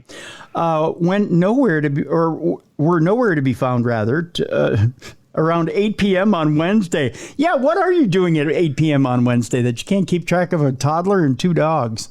I know. She cooking the chili there. Yeah, I guess. Getting the chili ready for the Lions game. Yeah, we're talking about the eel pout, you know. We're everywhere around here, Chase told WJMN of the search. It's completely wooded, deep, thick woods around here. There's a swamp over there. So, of course, we're like freaking out. And after about 15 minutes of searching for her with our friends and family, I called the cops. Chase's call sparked a 4-hour-long coordinated search effort involving local troopers and Yoopers, canine units, civilian search and rescue volunteers, and aerial drones, all scouring the dark woods for signs of the missing girl, according to Halsworth. Finally, at about midnight, a civilian volunteer on a 4-wheeler discovered the 2-year-old as he was headed to go get more gas. So it was a mistake. Yeah, he wasn't even looking. Oh, got to fill up the 4-wheeler there. Yeah. Okay. Oh, there's the girl. Oh, look at the girl. Oh, look at the puppies. Ah, the puppies. Halsworth said one of the family dogs that had gone missing with the girl, the Rottweiler, jumped out at the 4-wheeler, grabbing the driver's attention. Oh, he could have got hit. Oh, geez. That's when Halsworth told Insider the volunteer found the 2-year-old curled up, sleeping on top of the other dog, the family's Cocker Spaniel. Aww. Yeah, this dog came out and bit me, so I just looked over there, and there she was. He came up, bit me right on the leg. And there she was, just napping away. She was about 3 miles from her home at that point. The volunteer picked her up with no trouble, and she crashed back out in his arms. Aww. Halsworth said he believed the toddler walked the whole 3 miles herself with the dogs walking alongside her. I don't know. Maybe she rode on the dog like a horse. I picture at some point the dog looking at her going, oh, you're tired? Okay, get on, kid. Yeah, exactly. The Rottweiler stays right next to her all the time, so I don't know if it had a collar or she just had an arm on it and was running, because when a kid decides to go in a straight direction, they can make some tracks, Halsworth said, adding that the toddlers are motoring machines. The girl checked out by medical staff and confirmed to be healthy, a police spokesperson told the Detroit Free Press. So the kids, you know what helps with those toddlers when they got the little motors going? A parent that watches them so they don't go 3 miles away from home. Pretty much. Yeah, you don't need one of those leashes when you have a parent involved. I even made the dog bark at that one. Talia's like, I get it. No leash, no leash. Yeah, no leash. Well, here's an even stupider story, Bruiser. Okay. Stupid parents again or no? Just a stupid woman. We got a lot of those today, all right. Yeah. This woman is accused of chugging alcohol following a crash. Well, you know, your adrenaline's going. Yeah. I've chugged alcohol after a crash. It was hours after, and I was released from the hospital and at home. We're talking immediately after. Oh, I figured. If it's a story that we have on this show, I'm pretty sure she was probably drinking mid-crash and wanted to finish her beer before the cops showed up. Mm-hmm. Michelle Miller is facing her 4th offense of drunken driving. Gee, go figure. This has got to be in Wisconsin. Yes, sir. We're going to Waukesha. Of course. Yes. Good old Waukesha. Butthole of Waukesha County. The butthole of Waukesha County. That's where I used to live. I used to live in Waukesha, and it became a butthole. Oh, did it? Yeah, it started as a belly button. You're like, okay, this is okay. A little lint, you know? Yeah. Okay. Yeah, but now it's expanded, you're saying? Oh, yeah. After the 3rd gas station robbery 2 blocks from where we were living, yeah, then it became a butthole. I see. Well, a Waukesha woman now charged with her 4th offense of drunk driving is seen on video chugging a canned cocktail, because those are the best ones, Bruiser. As police, those new Jack and Cokes they have are really good. Yeah, they're not bad. As police arrived at the scene of a crash, they say she had just caused. Oh, so she wasn't even the innocent party in this deal. Oh, God, no. Yeah. It's part of the criminal complaint charging 55-year-old Michelle Miller in the incident in May at Grandview Boulevard and Silvernail Road. I know exactly where that is. Yeah. Is that a common crash site? No, it's actually a real nice site. There's a Denny's over there. There's Silvernail will be it's Denny's. There's a gas station. The old Gas House restaurant used to be out there, but that's gone now. I think it's a Starbucks and a hair salon, and there's a Walgreens. It's like a pretty busy area. There's a little town called Pewaukee. There's a college over there. Yeah. Where would she be? I'm trying to think where she was drinking. In her car. But there's a Pick and Save over there, so she probably went to the liquor store over there to pick it up. Sure. The cell phone video shot by one of the crash victims shows Miller grabbing a can out of a cooler inside a nearby gas station. Okay, so she went to the gas station to pick up some beer. Or the cocktail. Canned cocktail, sure. There's a mobile over there. They're expensive, though. I wouldn't recommend getting your beer there. No, I wouldn't either. No, you go half a block up to the Pick and Save, you're going to save at least $2 or $3. This is valuable information, folks, that Bruiser's giving you. If you happen to go to the butthole of America here in Waukesha, Wisconsin. Just say it. So Miller grabbed a can out of a cooler at the nearby gas station, which Bruiser says don't get your liquor there. As the victim is heard asking, so why are you trying to buy more alcohol after you hit my car? Because my buzz went away. I really need more alcohol. That's right. In minutes, Waukesha police responded to the crash in which Miller's truck plowed into an SUV, causing a chain reaction involving 4 vehicles. Okay. Yeah. See, now I think about it, there's a bar up a little bit on Grandview that she could have went to. I think it's called the Waukesha Pool Club now. Okay. I think so. Okay. All right. It's been shut down 3 times for drugs and solicitation. Okay. Well, it sounds like a reputable place. Oh, I used to go there all the time. It was a place. It was like the badge of glory to go to that bar when you turned 21. Okay. And you did? I take it. I did. Okay. Good. I did. My first date with Mrs. Bruiser was there. Well, how sweet. They used to sponsor underwater needlepoint shows, so we used to get free beer.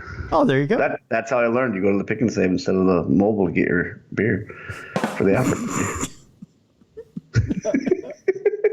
I didn't hit 4 cars on my way out, though. Well, good. That's wonderful.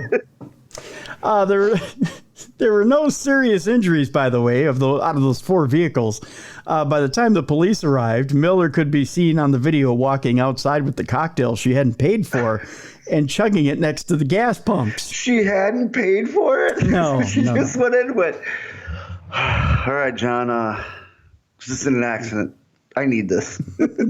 Yeah. She pretty much needed one for the road. Yeah. The victim is heard telling police she is okay. She went in there and got some more liquor. I'm okay. I refilled my liquor. We're good. I can drive again. Yep. After Miller is seen collapsing on a patch of grass, she was treated for minor injuries and arrested. She's since been charged with operating a motor vehicle while under the influence, which is her 4th offense. She's also charged with retail theft for taking the canned cocktail, which, by the way, the drink of all fine motor vehicle offenders is a Smirnoff Ice Smash Red. So she did the Smirnoff, the pose. Yeah, figure we should let everybody know that. Yeah. Reached by WISN 12 News on Friday, the newscast of all fine offenders, Miller said it's the bad station in Milwaukee County. Yeah. I like Fox 6 better. But okay. Teach their own. Miller said she forgot my wallet in the car and was going to get money to pay for the drink when police arrived. That's not how that works. You have to leave it there. Yeah. Miller could face up to 6 years in prison if convicted. She had just completed 2 years of probation for her 3rd drunk driving conviction a few weeks prior. So, hey, she had a free one. I think the record's 11 in Wisconsin. Is it 11? I want to say it's 11 or 12. Oh, so she's got a ways to go. Before they take your license away. Yeah. Miller is currently free without bail as she waits trial. She told WISN 12 News on Friday that she's already participating in an alcohol treatment program. Evidently, that's going well for her. However, court records show she has violated a mandatory sobriety order several times since her arrest. Okay. So, see, if she goes up Grandview about 4 miles, takes a left and then a right, she can be right there at the rehab. There's a rehab area right there. Yeah. There you go. One day at a time, Michelle. One day at a time. Yeah. Yep. She was only a few miles from the courthouse and the jail, too. So the cops didn't have a long way to try to take her to book her. I'm glad we could go on this reminiscence tour for you. I know exactly. I pictured it right in my head. I know exactly where she was. I'm glad we could take this tour down memory lane for you, my friend. Such good memories for you. It is. You know. Let's move on. Could have happened to Michelle Miller was she could have been beaten with frozen chicken to end the day. Oh, I love when people get beat with food. Yeah. We have one of those stories here. For our next story, I think this is our second frozen chicken story. We've had a story a couple of weeks ago with a man beating a woman with a frozen chicken. Yes. And you and I are wondering, like, what crosses your mind to grab a frozen chicken? But hey, right? Obviously, it's occurring again if we get another story about it. Well, the thing is it's fist size. It's hard. It hurts. Yeah. It's the perfect. If you can't get brass knuckles, get yourself a frozen chicken. Okay, I will do that. Yeah. I'm going to do that for a finish of a wrestling match. There you go. Oh, there you go. I'll have the ref take the brass knuckles away. Yep. And then frozen chicken. There you go. There you go. A 30-year-old woman was nabbed for frozen chicken battery on her daughter. Of course, we're going to Florida because that's where most domestic chicken battery happens. I don't know why, but it does. 30-year-old woman is facing domestic battery charges after allegedly striking her daughter with a frozen chicken. Let's just let that hang for a second, shall we? I was going to say, let's let that marinate. Yeah. Oh, no, you don't marinate the frozen chicken before you hit somebody with it. You just let it fly. Cops say the purported poultry crime occurred early in the week in the St. Petersburg, Florida residence of Mary Marcourt and her child, whose age is not listed in the court records, probably because she was too young to be hit with a frozen chicken. The victim stated that the accused threw a frozen chicken at her and struck her in the right leg. Was it a leg for leg? Suck it up. Yeah, was it a leg? Was it a breast? Was it a thigh? Yeah, I mean, what part do you throw? Yeah. I mean, the leg would be perfect because it's got that, like throwing knife type quality to it. Yeah, but a breast or a thigh is almost baseball style. It is, yeah. The worst would be the wing. The wing's not doing any damage. No, it's not doing anything. Yeah, it's too light. Marcourt's sister told police that she observed the defendant tossing the bird and striking the victim with the chilled chicken. The affidavit does not disclose what prompted the alleged attack, which resulted in Marcourt's bust on a misdemeanor count. She posted a $150 cash bond last night and spent about 20 hours on ice at the county jail. Marcourt has pleaded not guilty and has been ordered by a judge to have no contact with her daughter. The document does not specify if the victim, who apparently escaped injury, was hit with a whole chicken or just a bird part. I wish we would have found out. Because a whole chicken would have hurt. Yeah. Yeah. Marcourt was arrested in 2018 for headbutting her husband during an altercation. The cops say left him with a busted, bloody bottom lip. She's a keeper, by the way. After Marcourt's spouse requested that she not be prosecuted, the battery count was dropped by the state attorney. So he's a forgiving sort. I don't think take a good look at her. I'd prosecute her. Yeah. I'd prosecute her to the fullest extent. Fullest extent of the law. Make no mistake about it. I'd have prosecuted her. I know that's pretty shallow, folks. You're thinking, well, you prosecute on looks? No, it's I think you go on love, but again, love wanes over the years. It does. So, I mean. And the kid was probably being a douche. Yeah, probably. I'm not saying the kid. You want your chicken fingers? What? Yeah. I'm not saying the kid had it coming, but no. Speaking of love waning over the years, what's the worst thing in a fight with the spouse you could imagine doing? I mean, not talking like domestic assault is murder. Yeah. No, not murder. Not saying domestic assault is a good thing, but I mean, we all sometimes slip. You know, I mean, maybe you pour water over somebody's head, or you do. Maybe you throw something at somebody, and you're like, oh, you're such a little shit or whatever, and you maybe you pop somebody upside the back of the head lightly, or I don't know, maybe you do something that kind of bad or weird. Or have you ever done something bad or weird to Mrs. Bruiser and then she, I don't know, hit you with a golf club? I don't know. She never hit me with a golf club, but she's hitting me with like cooking pans and stuff. Has she? Yeah. Okay, Joe Who used to have a saying. Yeah. Joe Who, psychic that was on the program here. God rest his soul. He's been gone now for about a year or two now. 2 years. Okay. 2 years. Okay. God, it's been 2 or 3 years now since Joe Who's been gone. Holy cow.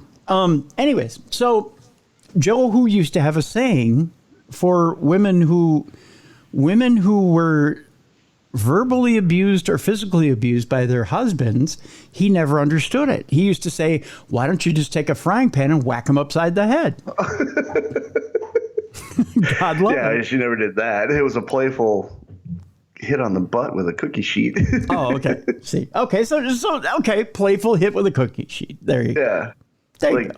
Fake wrestling, quote unquote. Yeah. Goofing around wrestling. Yeah, goofing around wrestling. You got hit with a cookie. Yeah, and I elbowed her in the boob, so she hit me in the butt with a. There you go. Okay, like that. That's what I'm talking about. Like a playful. Yeah. I'm not talking about anything serious.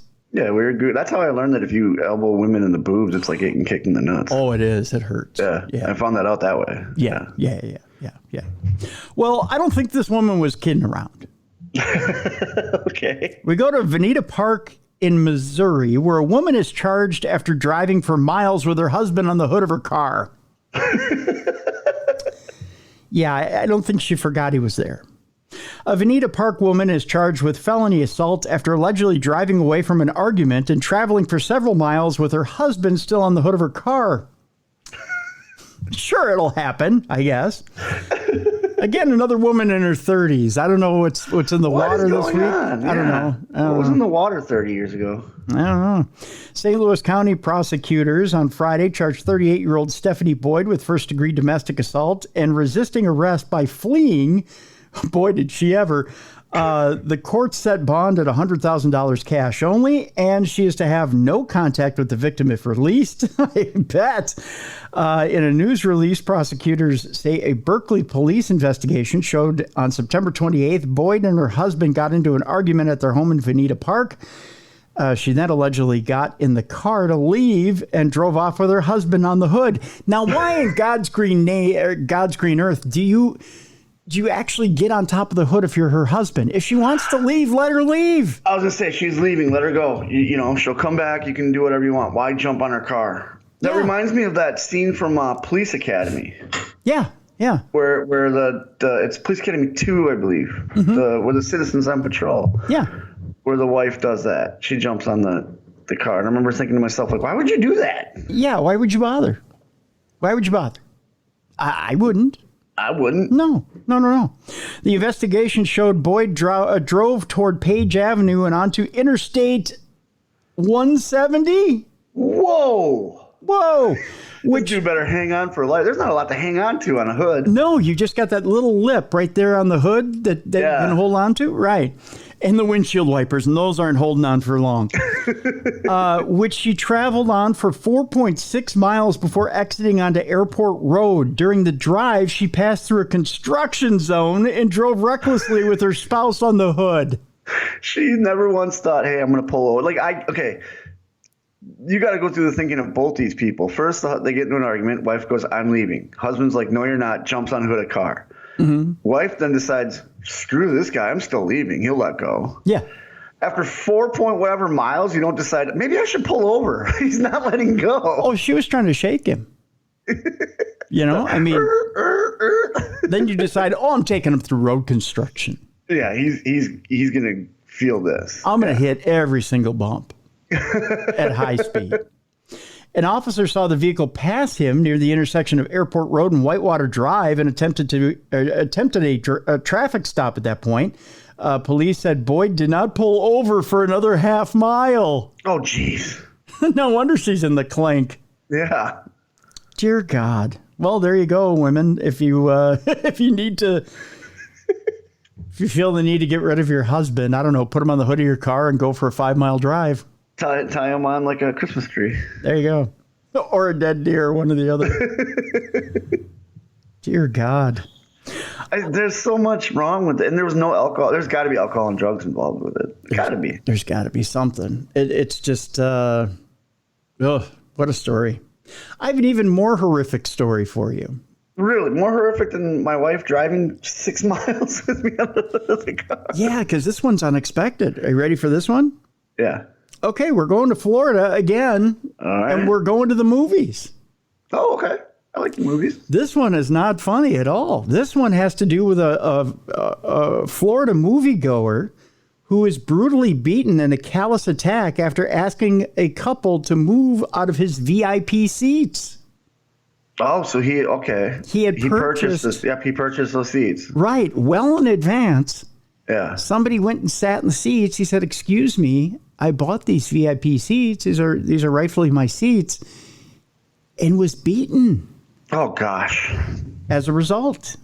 There's got to be other seats available, people. Right. A Florida moviegoer was brutally beaten after he was attacked by a man who was sitting in seats he had already reserved. 27-year-old Jesse Montez Thornton II was allegedly seen violently attacking 63-year-old Mark Cohen. He was an old guy, too. Yeah. At the AMC Theater in Pompano Beach, Florida, in a callous attack that was all caught on another customer's cell phone. Cohen was about to see a film along with his wife when he saw another couple sitting in their pre-assigned seats back on July 10th. Man, they're big Barbie fans. I guess, right? I mean, that gotta have that seat. I mean, you got to. You just got to. I mean, you buy the seats ahead of time?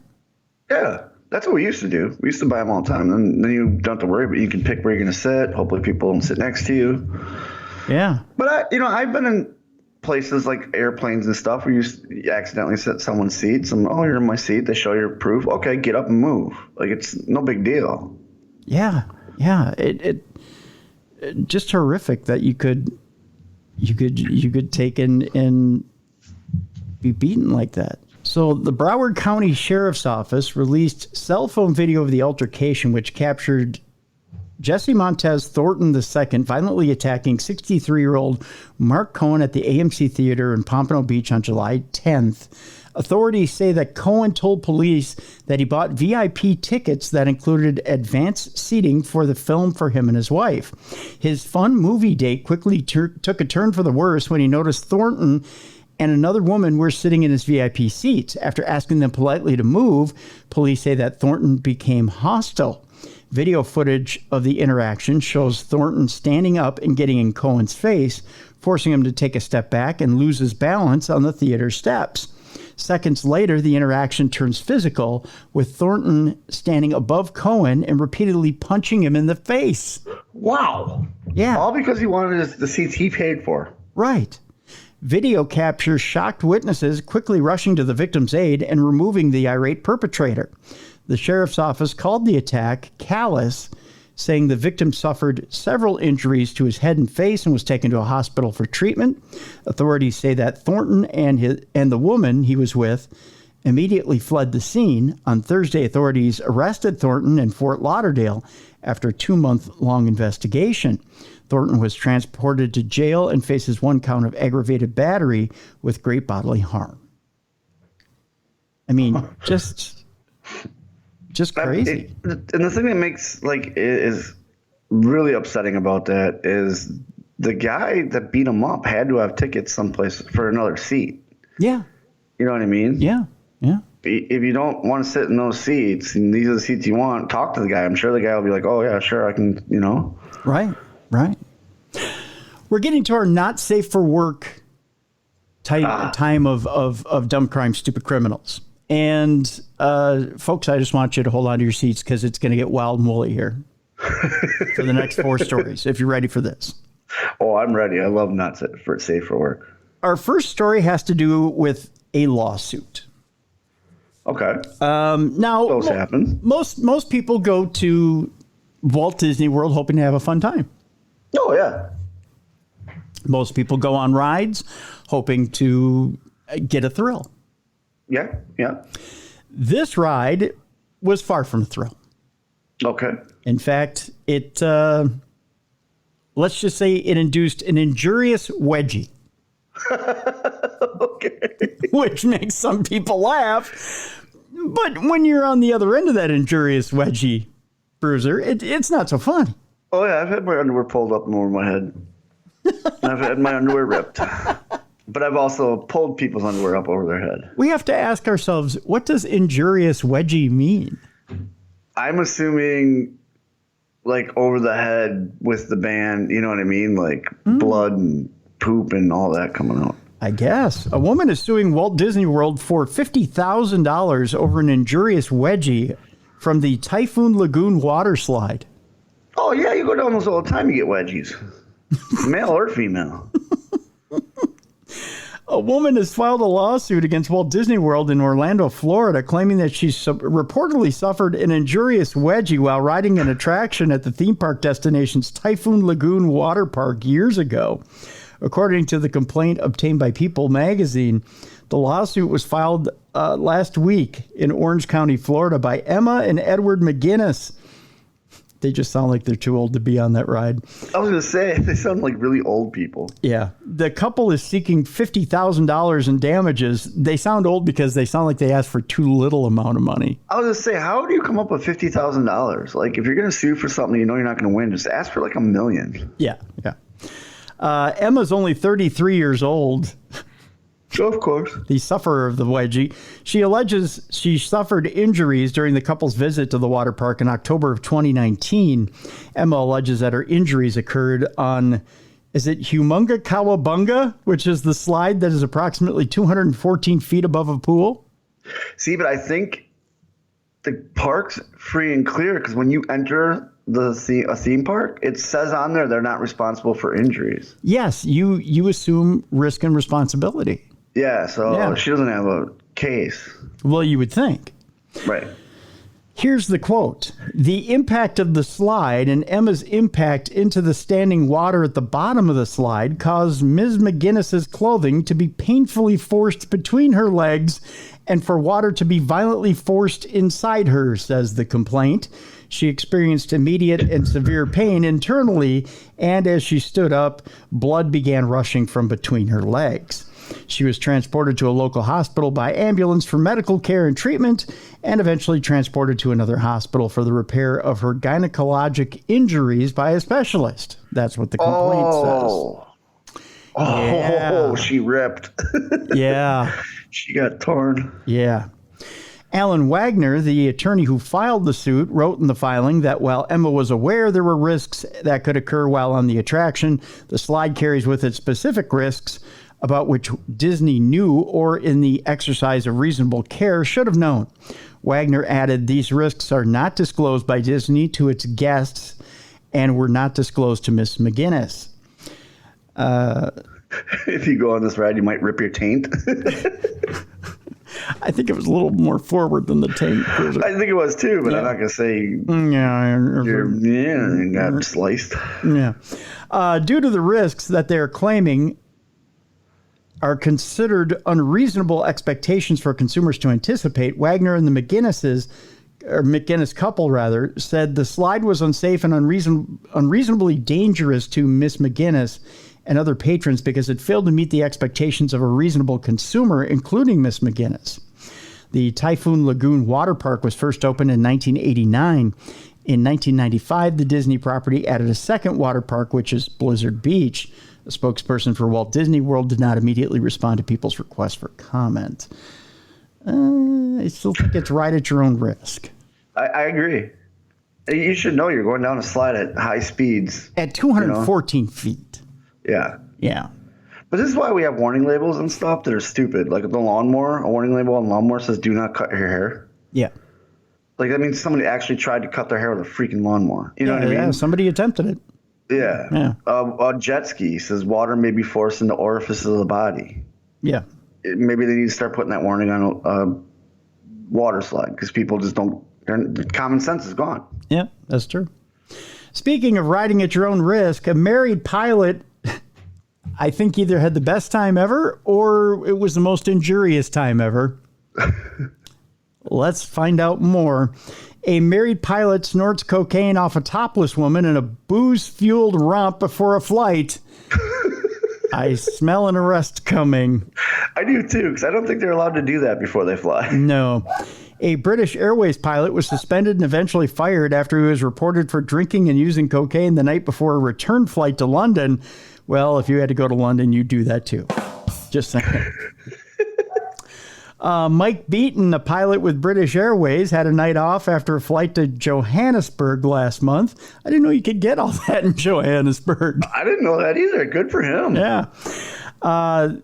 So he had a night off after a flight to Johannesburg last month that he used to indulge in large amounts of alcohol and snort cocaine off the chest of a topless woman, according to a report from the New York Post.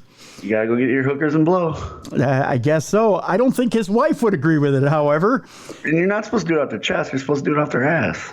Well, you tell him that. I'm just saying. Yeah, I will.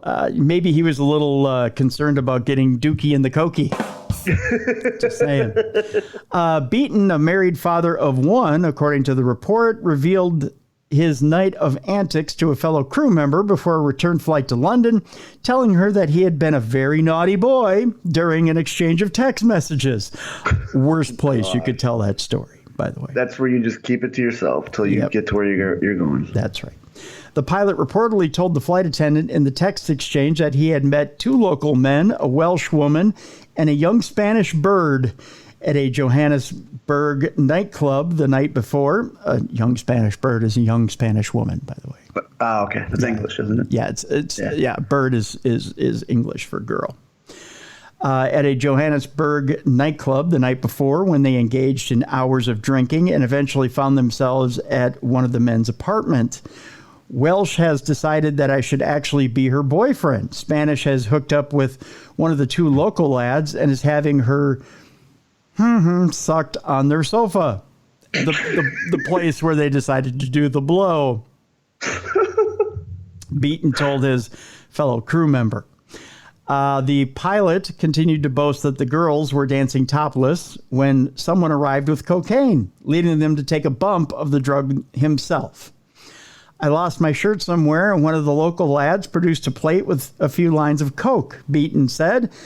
So then there's a debate about whose chest is the best to do a bump off of. Because that's a common debate. Oh, yeah. I mean, you're just sitting there and, well, obviously someone's got to produce some tits to do a bump off of. So who's going to... That doesn't happen at your parties where you're just like, oh, hey, you got nice tits. Let's do a bump of coke off of it. Generally, I'm the one who provides the tits for the coke. So, just say it. That's the story of how I ended up snorting coke off a girl's tits in Joburg. He continued. I love how he's like so happy telling the story. Oh, yeah. First of all, he's telling it to a coworker, so this is sexual harassment. Yeah. And not only that, it's a female coworker who's probably not as impressed as a male coworker would be. No. The pilot went on to explain that he'd stayed the night with Welsh. I'm trying to figure out if this is abbreviated. It says her for ages, it says, speculating that his use of cocaine may have played a part in the activities, adding that he was then so effed I couldn't even lift my head until gone too. Okay. So I think he wasn't quite ready to fly. We'll put it that way. I think he could fly a plane. Yeah. When the pilot tried to fly the following day, the crew member reported his wild night out to the airline, causing British Airways to delay the 12-hour flight to Heathrow Airport in London, costing the airline a reported $120,000. How pissed would you be if you're a passenger on that plane? And all they tell you, it's always mechanical. Yeah. It's always mechanical. Yeah. But in this case, if you would have found out, no, it's because your pilot went and was doing hookers and blow the night before. Yeah. By the way, your pilot's pissed up, so we can't take off. Ladies and gentlemen, I just got word from the tower. We'll be delayed another 4 hours because your pilot is currently snipping cocaine off a Welsh woman's breasts. Thank you for flying British Airways. That was kind of pleasant. I would have took that. Yeah. I would have been like, good on you. Good on you, Steve. I know, like, see, and that's how we think. But like I said, you're telling it to a female coworker, she's not going to think it's cool. No. Speaking to the Sun, a British Airways source said that the behavior of the pilot stunned the airline. Of all the bad behavior that goes on down route between flights, this incident is hard to believe, the source told the outlet. A first officer is trained rigorously and knows the law inside out. Their remit is protecting the safety of passengers. The idea of sending details of his drink and drug session to a stewardess between flights is extraordinarily dumb, the source added. Calling them a stewardess is probably dumber. Yeah, you can't do that nowadays. Yeah. They're flight attendants. Yeah. Beaton was reportedly suspended while still in Johannesburg and flown back to London as a passenger on another flight. Once there, he tested positive for the cocaine and was fired. He will never fly again, the airline source told The Sun, who confirmed with the airline that the pilot no longer works for the company. Reach for comment by Fox News Digital. A spokesperson for British Airways confirmed that the pilot no longer works for the airline, while stressing that at no time was the safety of British Airways passengers at risk. So there you go. Do you think they made him fly back on the flight he was supposed to fly? So, like, the stewardess could be walking going, that's the guy right there for your delay. So they could shame him. Shame. Right here. Yeah. It's a 12-hour flight. That's the guy that's causing you to be delayed. That's right. That's what I'd do. I would too. Yeah. Speaking of shame, are you ready for this? Oh, yeah. A serial sex offender is caught half naked after creeping near a kiddie park in Virginia. Kitty as in kids or kitty as in cat? Kitty as in kids. Oh, it's disgusting. Yeah, I know. Put your damn clothes on. If you're ready for this one. The man behind a series of sex offenses plaguing a Virginia park where children frequent was arrested creeping near the area and then trying to run away half naked. You're not going to get very far half naked. Something tells me he's pleading guilty.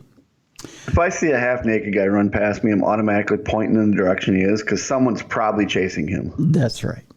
35-year-old Felix Antonio Mejas Virgil was spotted by a surveillance camera pacing around Franconia Park on Thursday evening, according to the Fairfax County Police Department. Virgil fit the description of the serial sex offender who had been exposing himself at the park throughout July and September. So Franconia and Mount Vernon police rushed to the scene, cops said. I never got why people get, excuse me, there's thrills out of just flashing your junk. Like, you know what I mean? Like, yeah. I don't get it. No, I don't either. As Virgil tried to flee, he began stripping and throwing his clothes in the woods. So throw him off my scent. Sure. One last thrill, I guess. Who knows? Maybe they'll think I exploded. Oh, shit. We got his underwear, his shirt, his pants. He's gone. He just blew up. Taken by aliens. Yep. That's right. Virgil of Fairfax was quickly arrested with the top layer of his clothes gone. What, they can't handcuff you then?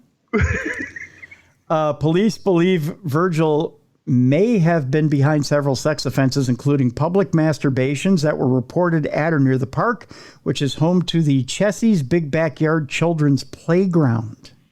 Throw the book at him. Throw the key away. Over the summer, police recorded an incident where a man appeared to be masturbating in public on Telegraph Road, which is also adjacent to the VHBC preschool. Then my God. Yeah. Then July 28th, a call came in about a sex offender conducting indecent liberties with a minor at a nearby Virginia Hills swim club. The sex offender also struck again twice at the same spot on Telegraph Road on September 19th and 22nd.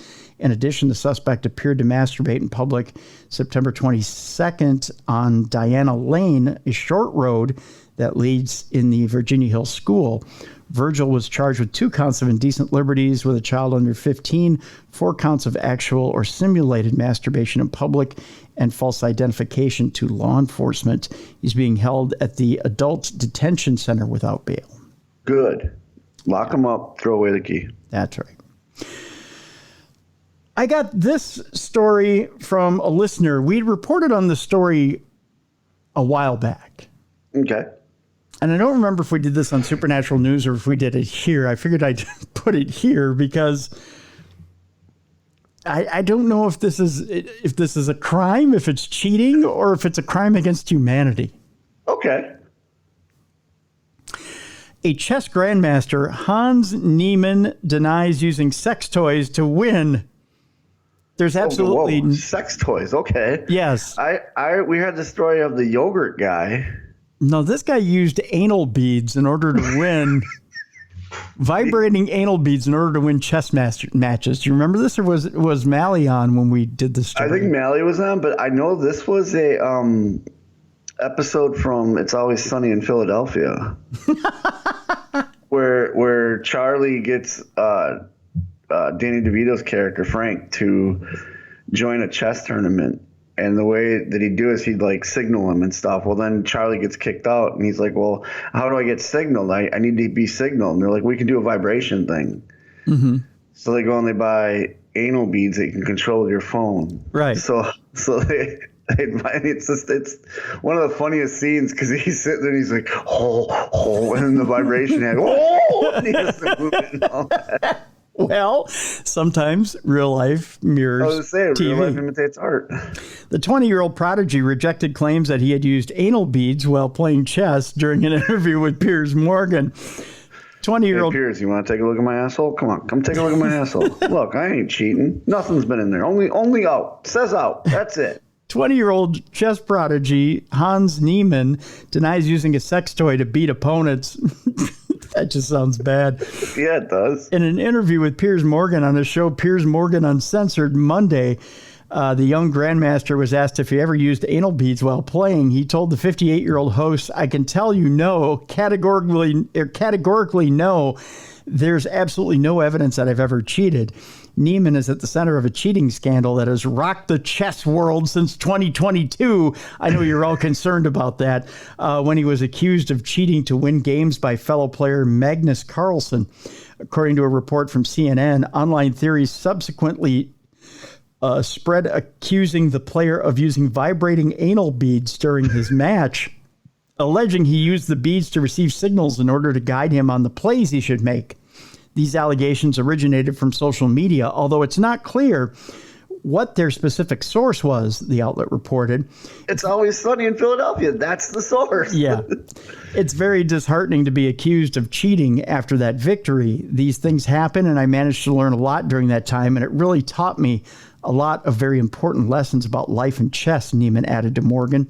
Last year, Niemann filed a lawsuit against world chess champion Magnus Carlsen, among others, claiming he had been defamed and that they had unlawfully colluded to blacklist him from the profession to which he has dedicated his life. My lawsuit speaks for itself, he wrote on X, formerly known as Twitter, in October of 2022 while sharing a copy of the suit. However, his $100 million case was dismissed by a judge in 2023.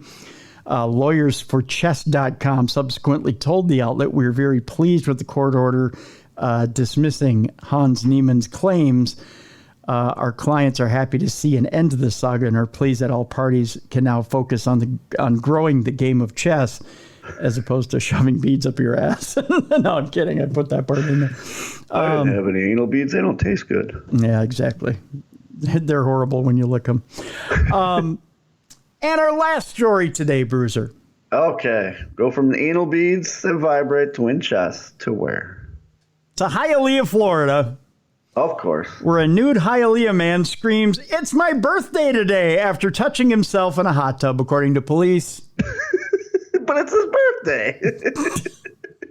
Of course we were going here on the Not Safe for Work edition of Dumb Crime, Stupid Criminal. We go to Key Largo, Florida, where a Hialeah man was in his birthday suit on his birthday at a resort in the Florida Keys. This according to deputies. And what he's accused of doing in a hot tub has landed him in hot water with the law. It's a birthday. Get in your birthday suit. Well, authorities... I wouldn't go in a hot tub naked anyways. You know all the crap that's in there? Well, like a public one? Yeah, most people don't know that, though. I mean, they just assume, ooh, bubbly water. It must be clean. Ooh, human soup. I know. Authorities arrested Julio Daniel Rodriguez Coipel on Monday on a warrant related to the August 20th incident, according to the Monroe County Sheriff's Office. MCSO spokesperson Adam Linhart said Rodriguez Coipel was in the buff just before 7:25 a.m. He was taking a morning tub. Yeah. 7:25 a.m. in the hot tub at it's his birthday. He's excited. Boy, was he ever. Yeah. 7:25 a.m. in the hot tub at the Playa Resort and Spa, located at 97450 Overseas Highway in Key Largo, when witnesses saw him expose and touch himself in view of a female employee.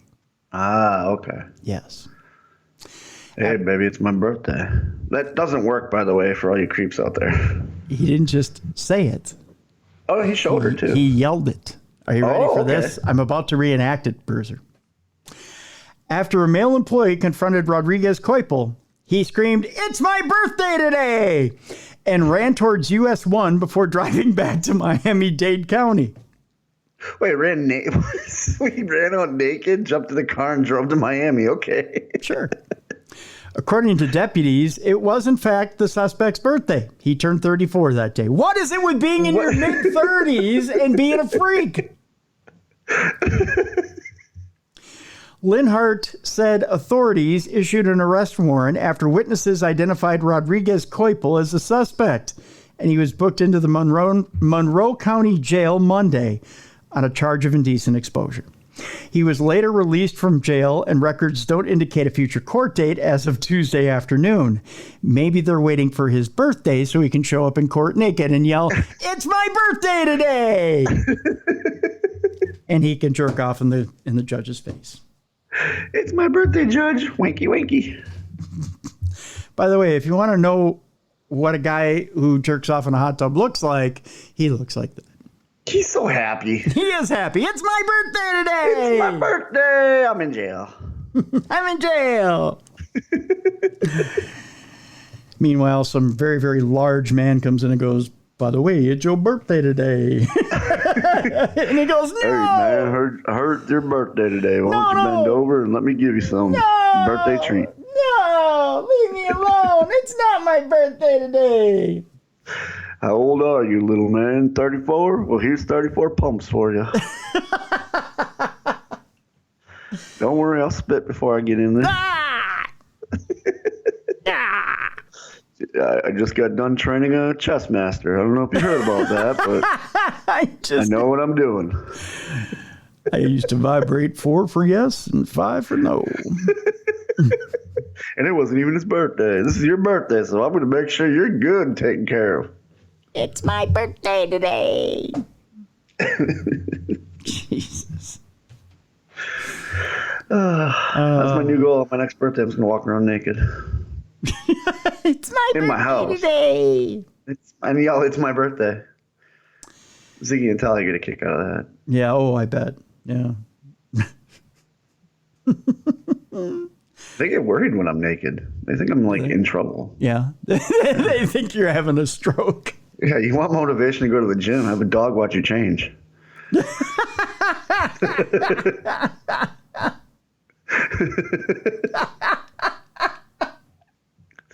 Yes, I got to go to the gym. You're right, Ziggy. Oh. I look like I'm melting. Oh, my God.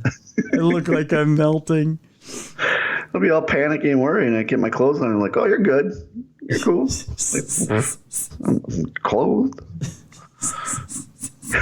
It's my birthday. Come on. It's my birthday today, doggy. Yeah. Thank you for the vibrating anal beads. I'm going to go play chess now. You want to play? No. Ladies and gentlemen, we know he told you to silence your cell phones, but someone keeps ringing every time this guy tries to make a decision.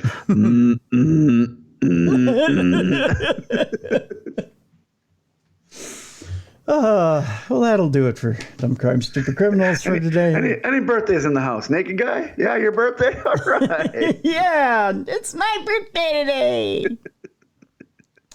Want to remind you guys, Miranda's Victim comes out October 6th in theaters and on demand. Be sure to check out the movie.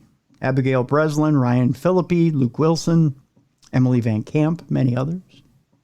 Donald Sutherland. Cast. Yeah. Huge cast. Yep, be sure to check it out. We have a link in the description. Nice. Be sure to check it out. Bruiser, you got a busy weekend, or you? I do. I'm just got done with a show last Sunday. Now we're gearing up for another show Friday, October 6th at the Wrestling Training Center. It's called Future Stars of Wrestling. It's a couple of my students are performing, but it's like the future of AML. And tickets are discounted price. Go to amlwrestling.com to buy them. And while you're there, visit the training section. Come train with me. Very cool. Yeah, I'm producing the show again, and it'll be a lot of fun. Very cool. I like working with the young kids. They're not young kids, but the students. They yeah. You can see their eagerness and their willingness to learn and that drive that I once used to have. Yeah, most definitely. Yeah. This weekend, it's my birthday. No, no, I'm kidding. So you'll be naked playing chess? Yes, I'll be naked with anal beads playing chess. No. This Saturday, KNSI. I'll be up at KNSI. So that's all I got going on. So that's it. And watching the Gophers getting killed by Michigan. Oh yeah, that's a slaughter waiting to happen. yeah. It's gonna be slaughter weekend. Vikings, Chiefs, Gophers, Michigan. I went right off the Vikings with the Chiefs. The Chiefs last night, man. Mahomes needs a regular receiver to throw to. Oh, he'll have Jefferson by I'm sure by the end of the year. Oh, can you imagine? That'd be something, wouldn't it? Yeah. I'm sure JJ will be tired of this team soon enough. Oh, yeah. Yeah. Especially when his quarterback's thrown to the other team. We'll talk about that tomorrow. Ziggy's picks tomorrow on Supernatural News. Talia was insane with those. Yeah, Ziggy didn't do too bad either this week. No, the pups, separating them and putting them in their separate places, like you said, that amped it up. That's right. So pups did pretty well this week. We'll talk about that tomorrow. We've got those results tomorrow. We'll talk about that tomorrow. So football talk tomorrow.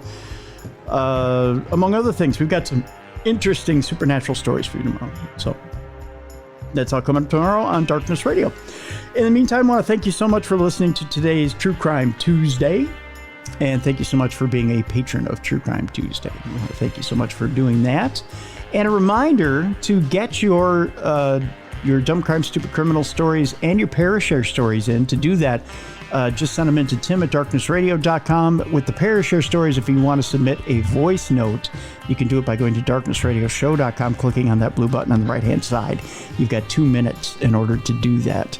If you need more time, just click on that blue button a second time, and you will have 2 additional minutes. To do that, I'll stitch those 2-minute stories together, or those 2 2-minute segments together. We'll make a 4-minute story. I know, addition because I learned it in school. So, but that'll do it for today. For Beer City Bruiser, I'm Tim Dennis. Thank you so much for joining us today on True Crime Tuesday. We'll see you tomorrow, folks.